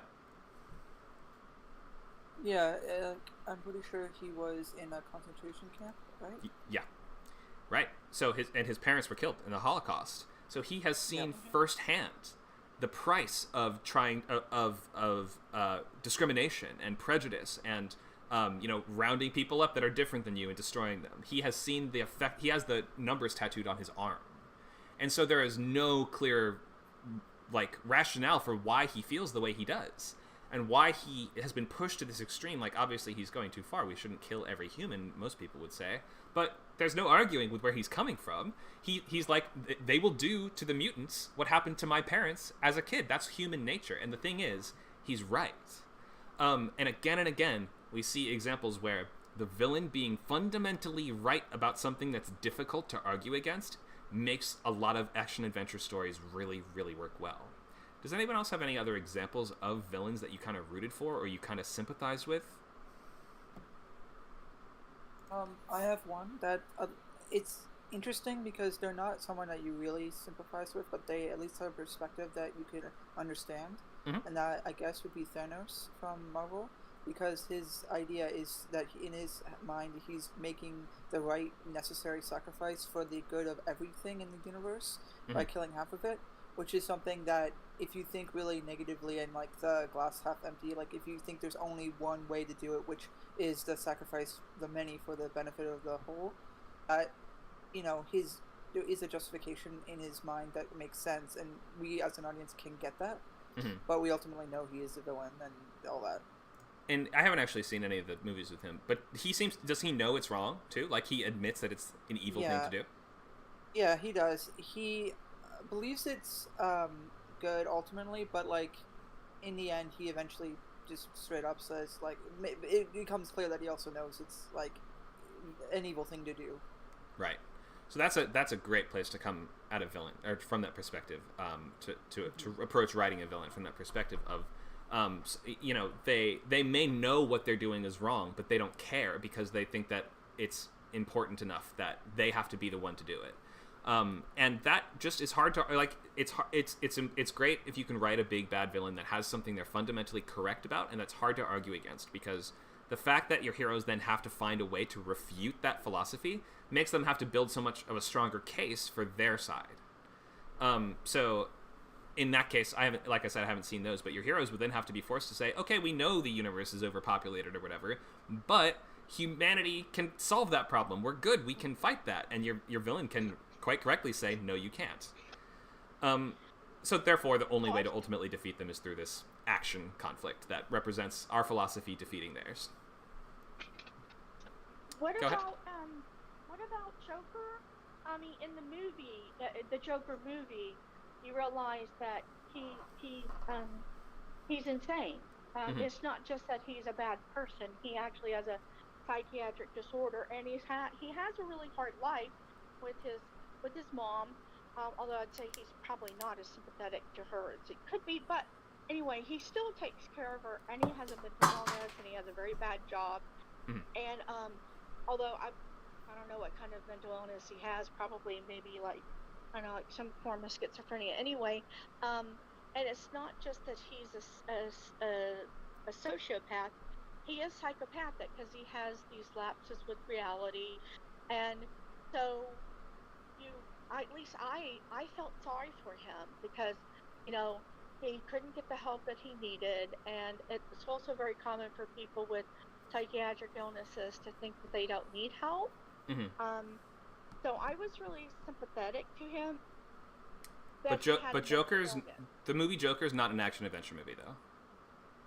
Oh, well, okay, but I'm sorry, you're just asking about people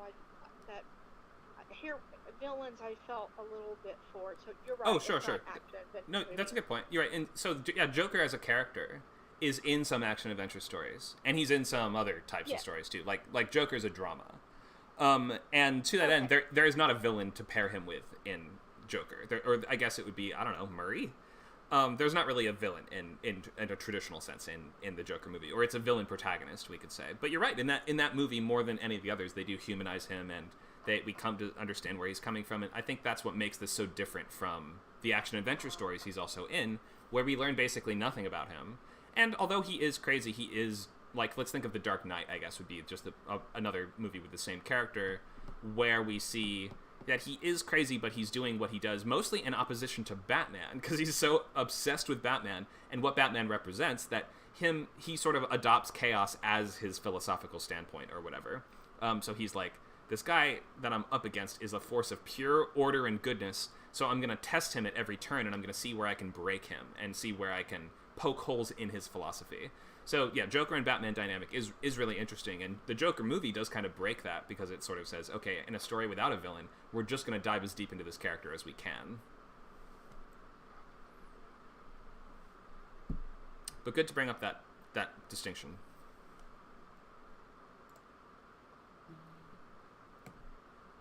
Let's keep going. We have only 10 minutes. I've got like a bunch more slides I could do. Let me just scroll through and see what I actually want to touch on. Could talk a little bit about fight scenes, use of henchmen, set pieces, A defeats, B defeats, C I probably do want to do. 5-man band we could talk about. Yeah, let me go to A defeats, B defeats, C, because this is kind of one of my favorite things, and also I haven't talked about this in too many classes. So, writing fight scenes in prose as opposed to writing fight or action scenes in movies. What is the difference? What are the big differences? The inside the head of the characters and doing things that are not visual but more emotional. Yes, excellent. So we're inside the head of the characters usually, and we can see why they're doing. We can see their thoughts and the justifications for why they're doing what they're doing. We can access their emotions. What else?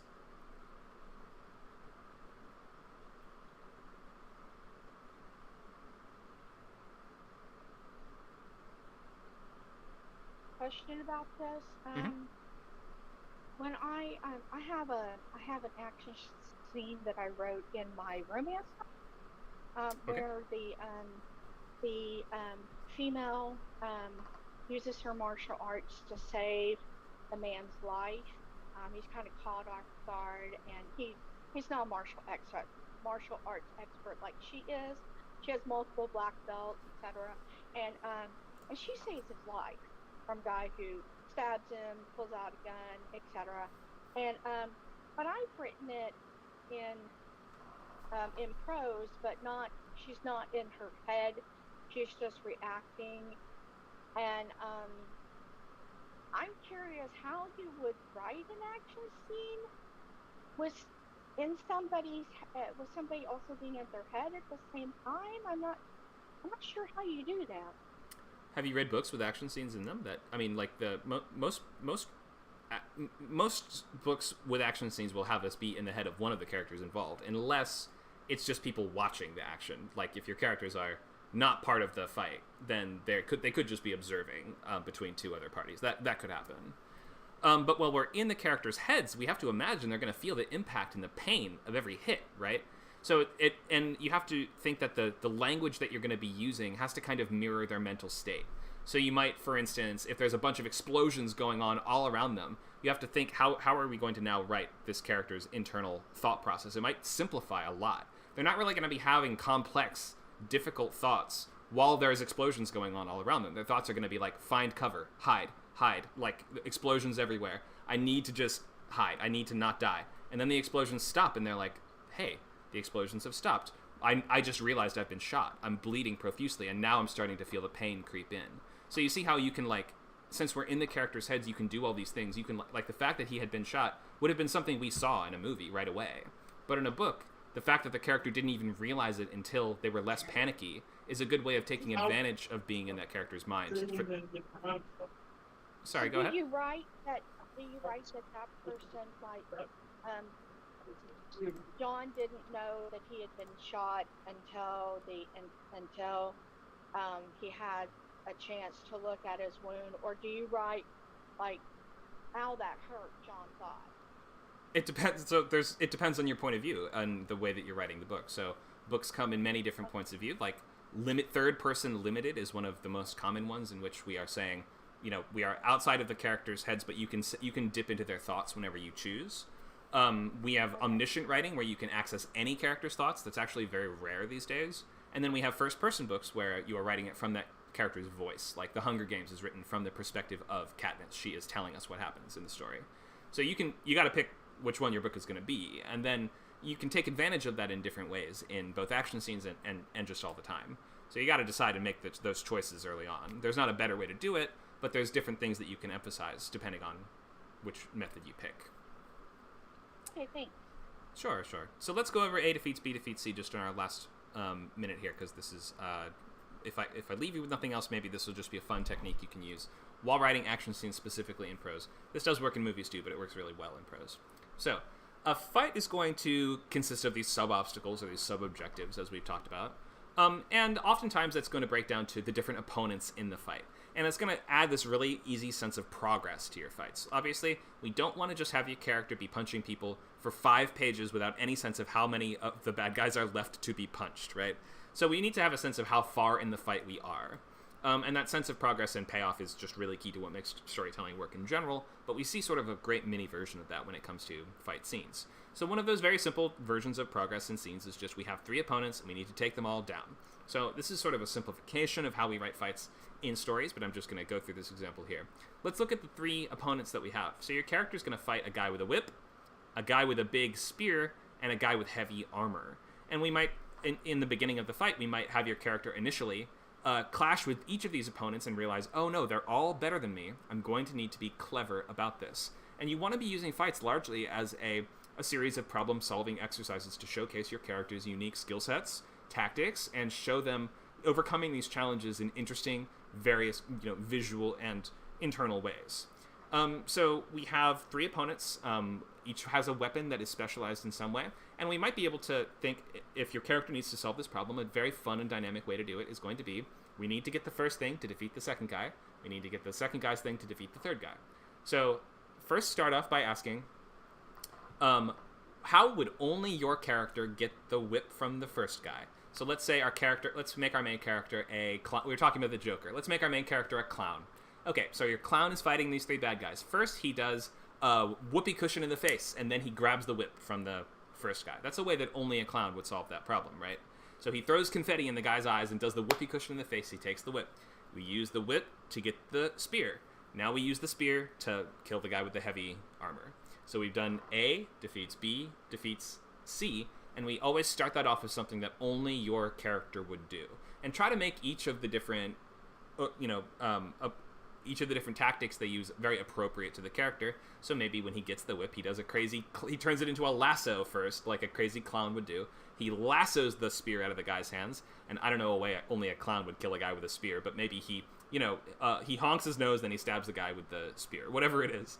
So you can see how we've gained, with the victory from the first thing, we now have the tool we need to accomplish the next part. With the victory, or with the tool we gain from that part, we now are able to take down the next opponent. And you can do this, you can string this out for as many opponents as you want, but you generally, if you just really go into detail on 3 or so of these, then it's going to feel like a really complete and dynamic and complex fight scene. Of course, you want to mix it up sometimes and have maybe your character is about to defeat C and then suddenly they fail terribly at the last moment.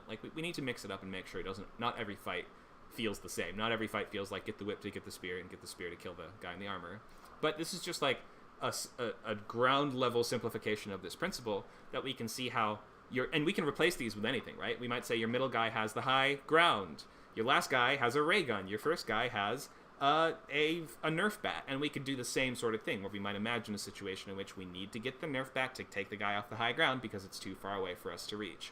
We need the high ground before we can take out the guy with the ray gun because otherwise we don't have any cover from his ray gun shots. I just made that up. It's terrible, but I hope we can see that by putting these obstacles in your character's way and using them as challenges that your character will then have to overcome using their own skill set and their own ingenuity and creativity, it lends itself to writing these really active and dynamic and fun fight sequences on the page that are more interesting than just he kicked the guy with the whip, then he kicked the guy with the spear, then he kicked the guy with the armor. Does that make sense to everyone?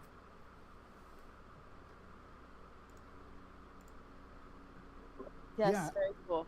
I was just gonna Yeah. add, I don't know, this kind of applies to sort of using things in the environment as well, I guess, in a way, right? Like a person, the enemy B might be in some drawbridge or whatever, some place that the hero needs to conquer to get to the person C, right?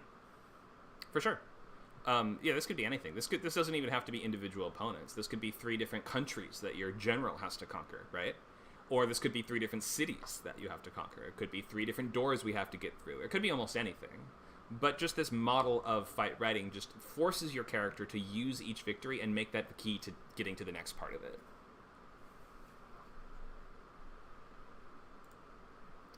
Any last questions on this?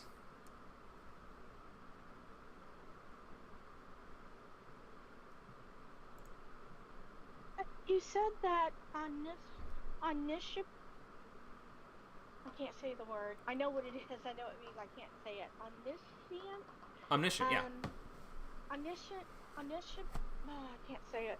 Anyway, that word. I just can't say it. Anyway, so you said those aren't very rare. Well, I know I write all of my novels. I write it with like, this person said, that person said, etc. Am I writing that kind of novel? Because I write all my novels that way. I don't write any first-person novels, so I'm feeling like maybe I should change some to first-person. So is that omniscient, or no? So something else? So this person said, that person said. That means third person. So we're not in the head of a main central character. So omniscient means that we can access any information at all at any time. So your narrator might be, your voice of your narrator might be able to say something like, this character didn't know it yet, but he would die in 5 years. Or you might be able to say, that guy was thinking this, and that guy was thinking this. We're able to access any character's internal mind at any time. And we're able to access the past, present, and future. Your character is like a god in an omniscient story. Much more common nowadays is third-person limited. And limited means that you're following, just like, for instance, Harry Potter is third-person limited, right? We know what Harry Potter's thinking because we can access his thoughts anytime. We're not in his point of view. He's not saying, I did this or I did that, but we are outside. It's like we're outside of his body, but following him very closely. And we can't access anyone else's thoughts. Okay. All right. That really helps. And I was thinking that it was third person, that, I had thought about maybe writing a few responses where this person thinks this person thinks that, and of course past tense, which I don't understand why third person novels are written that way, but anyway, so then does that then make it omniscient? If you're telling us what multiple people are thinking in the same scene, then yes, that's omniscient. And that's called head hopping, and it's pretty rare and difficult to pull off. But you'd see it a lot in books from the 70s to the 90s. You would see it all the time, so it's not like it's impossible to do. But most books nowadays are written in limited point of view, where we're only accessing one character's thoughts at a time. Okay, well, thank you. I appreciate that, and Sure. I realize I'm asking a lot of questions. I'm just trying to get the most out of the class. Yeah, no problem. We'll talk about that way more next weekend on our novel bootcamp intro class. Okay. So let's open the floor to, I realize I didn't get to every slide because I have so many slides in this presentation I couldn't even begin to.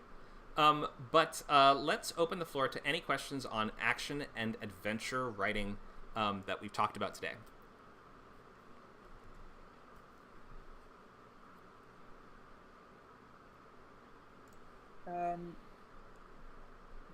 I'm curious for your thoughts on how to make action feel like it's not just happening to look cool, and more like how to make it feel more personal and not just every action is just there to look visually fun.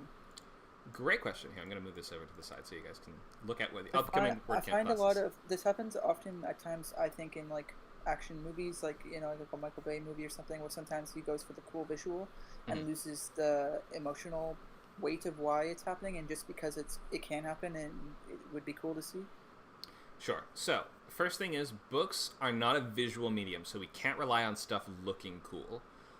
So you're right, we do have to, if we want these action scenes to feel like they matter, then they need to have character stakes involved in them. So your main character should be fighting for a good reason, maybe just to survive. I mean, we get a lot out of your main character is just trying to survive. Obviously, you can't always have that be the only thing they're trying to do the entire book, but you want to make sure the objective matters to your character. So usually they should be fighting in an effort to accomplish their goal. Like, remember we mentioned that overall quest goal. So we should be taking steps towards that goal in each action scene as best we can, or at the very least trying to not die so we can continue on that quest. So you need to make sure that quest is important enough and that your character has a vested interest in accomplishing that quest. So if we're trying to save the world, then every fight that we have along the way becomes pretty important. I mean, we can see why that device is so useful. It's because it makes everything hyper important. And any time that we are fighting people, it's to help us save the world, which your character, of course, would have a heavy investment in. But on a smaller level, I mean, saving the world is sort of hard to intellectualize for your characters, so we can add these smaller things, like, for instance, relationships and people that they care about that are involved in or threatened by these fights. And that's going to be one of the biggest things you can do. Relationships are the key to making this work. So having somebody else in the fight that your main character needs to protect, or that your main character is responsible for, or that your main character owes a huge favor to, or that is your character's best friend or their lover or their hated enemy. Any of these things is going to add that emotional investment. It's almost always going to come down to relationships.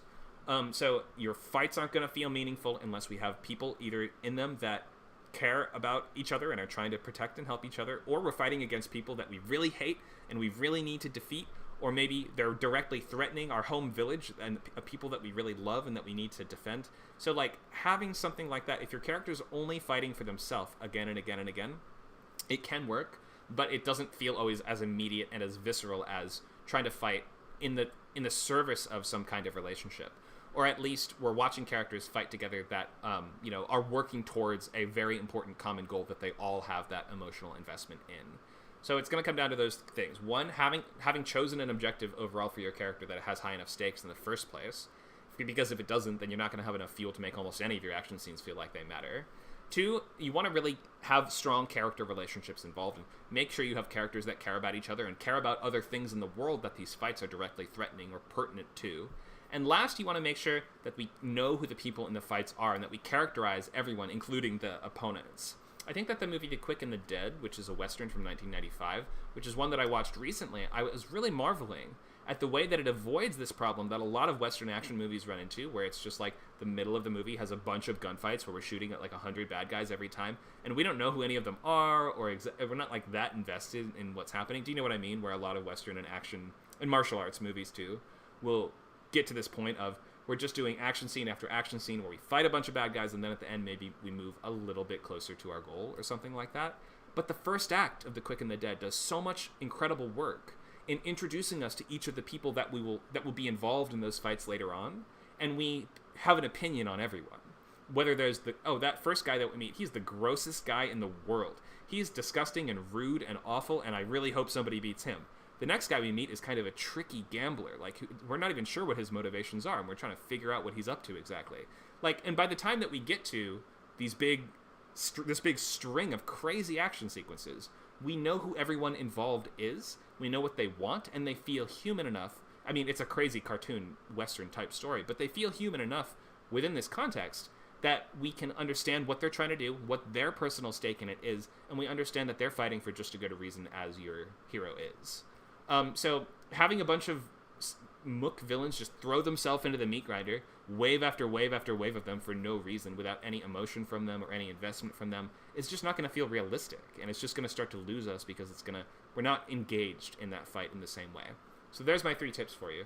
High stakes, character relationship, and by fleshing out all the people involved, we will come to care more about those fights.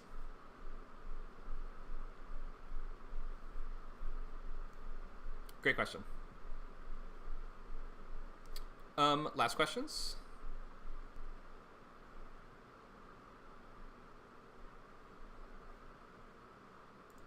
All right, we'll finish for today then.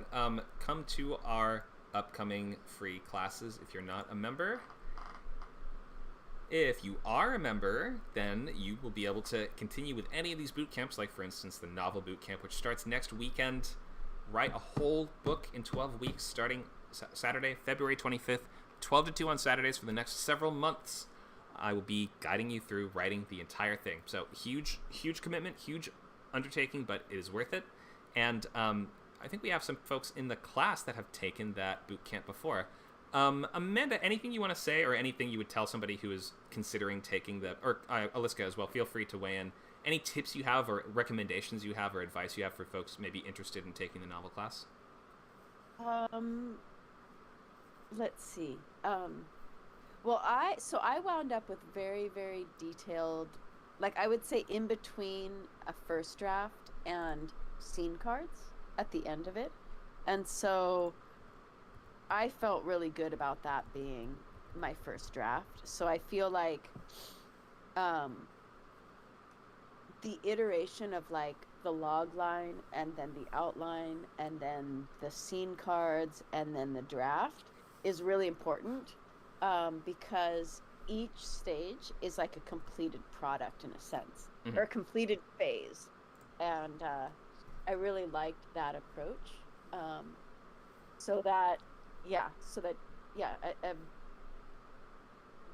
don't know. That was my main thing. I wasn't sure if you decided to split it into 2 6 weeks or not. Did you decide to? I think we're still thinking about that. I haven't fully discussed with Nacho yet. For this upcoming one, we might keep the same format, but I do like that idea. And maybe, depending on the arrangement of or how many students sign up, we might consider changing it up a little bit. Yeah. But still thinking about it. So I would just say, even if, you're like, oh my God, I don't think I could actually spend the time to come up with 50,000 words for a novel in 12 weeks, I think it's still worth it if you do all the steps, and even if you do them a little slower. If getting a completed outline or completed scene cards is just a huge accomplishment, and just way a huge step. So I agree. I would say don't let the idea of like, oh, can I really write that much in 12 weeks? You can still get like you can get a light first draft if you just don't have the time to do all the writing, so. Yeah, great point. That would be my main. We want to just get you on the path to finishing. Even if you don't finish the whole book, it's not like you failed and you have to drop out and you're going to be kicked out of ScriptCamp. It's nothing like that. I mean, we're trying to put you on that road to finishing and make sure that you are learning the skills that you can overcome these things on your own, and you can learn your own process to finishing your book. Thanks, Amanda. I have something to add. Go ahead. I would really just kind of set the bar really high, because I think part of the reason why I was able to at least finish half of the book of 1,000 Years is because I set the bar really high for myself.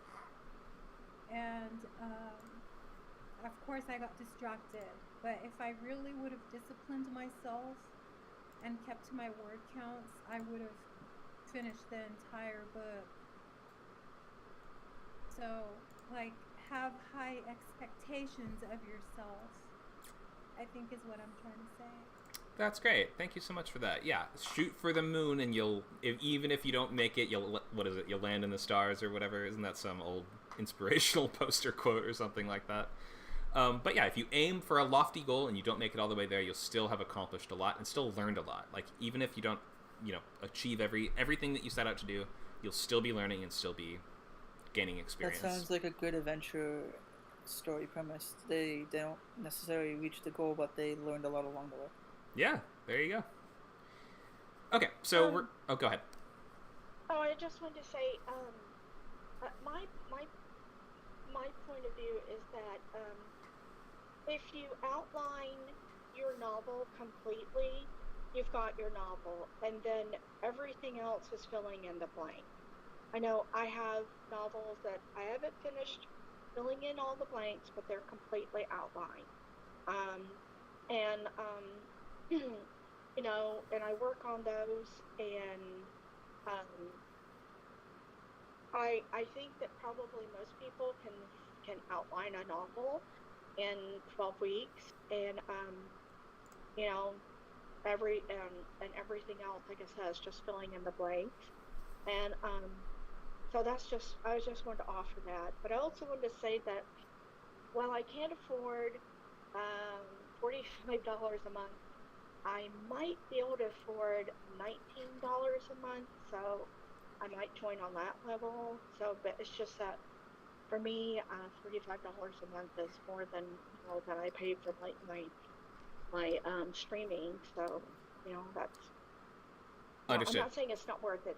It's just that it's, for me, it's a lot. Totally understand. And thank you for weighing in. Yeah, I agree that when you writing that outline is so key to being able to complete the book. I'm an architect, you could say, really emphasizing this planning method where you get really organized at the beginning. So that's what the course is all about. Thanks for weighing in, everybody. We're going to call it now because we're a little over time, but we hope to see you soon at your next ScriptCamp class or event. For members, we have Writers Lab later today at 4 to 6, where you can come with questions about anything that you're working on. And then tomorrow we have Fantasy Group with Amanda at 5. Hope to see you guys soon. Have a great rest of your weekend. Thank you.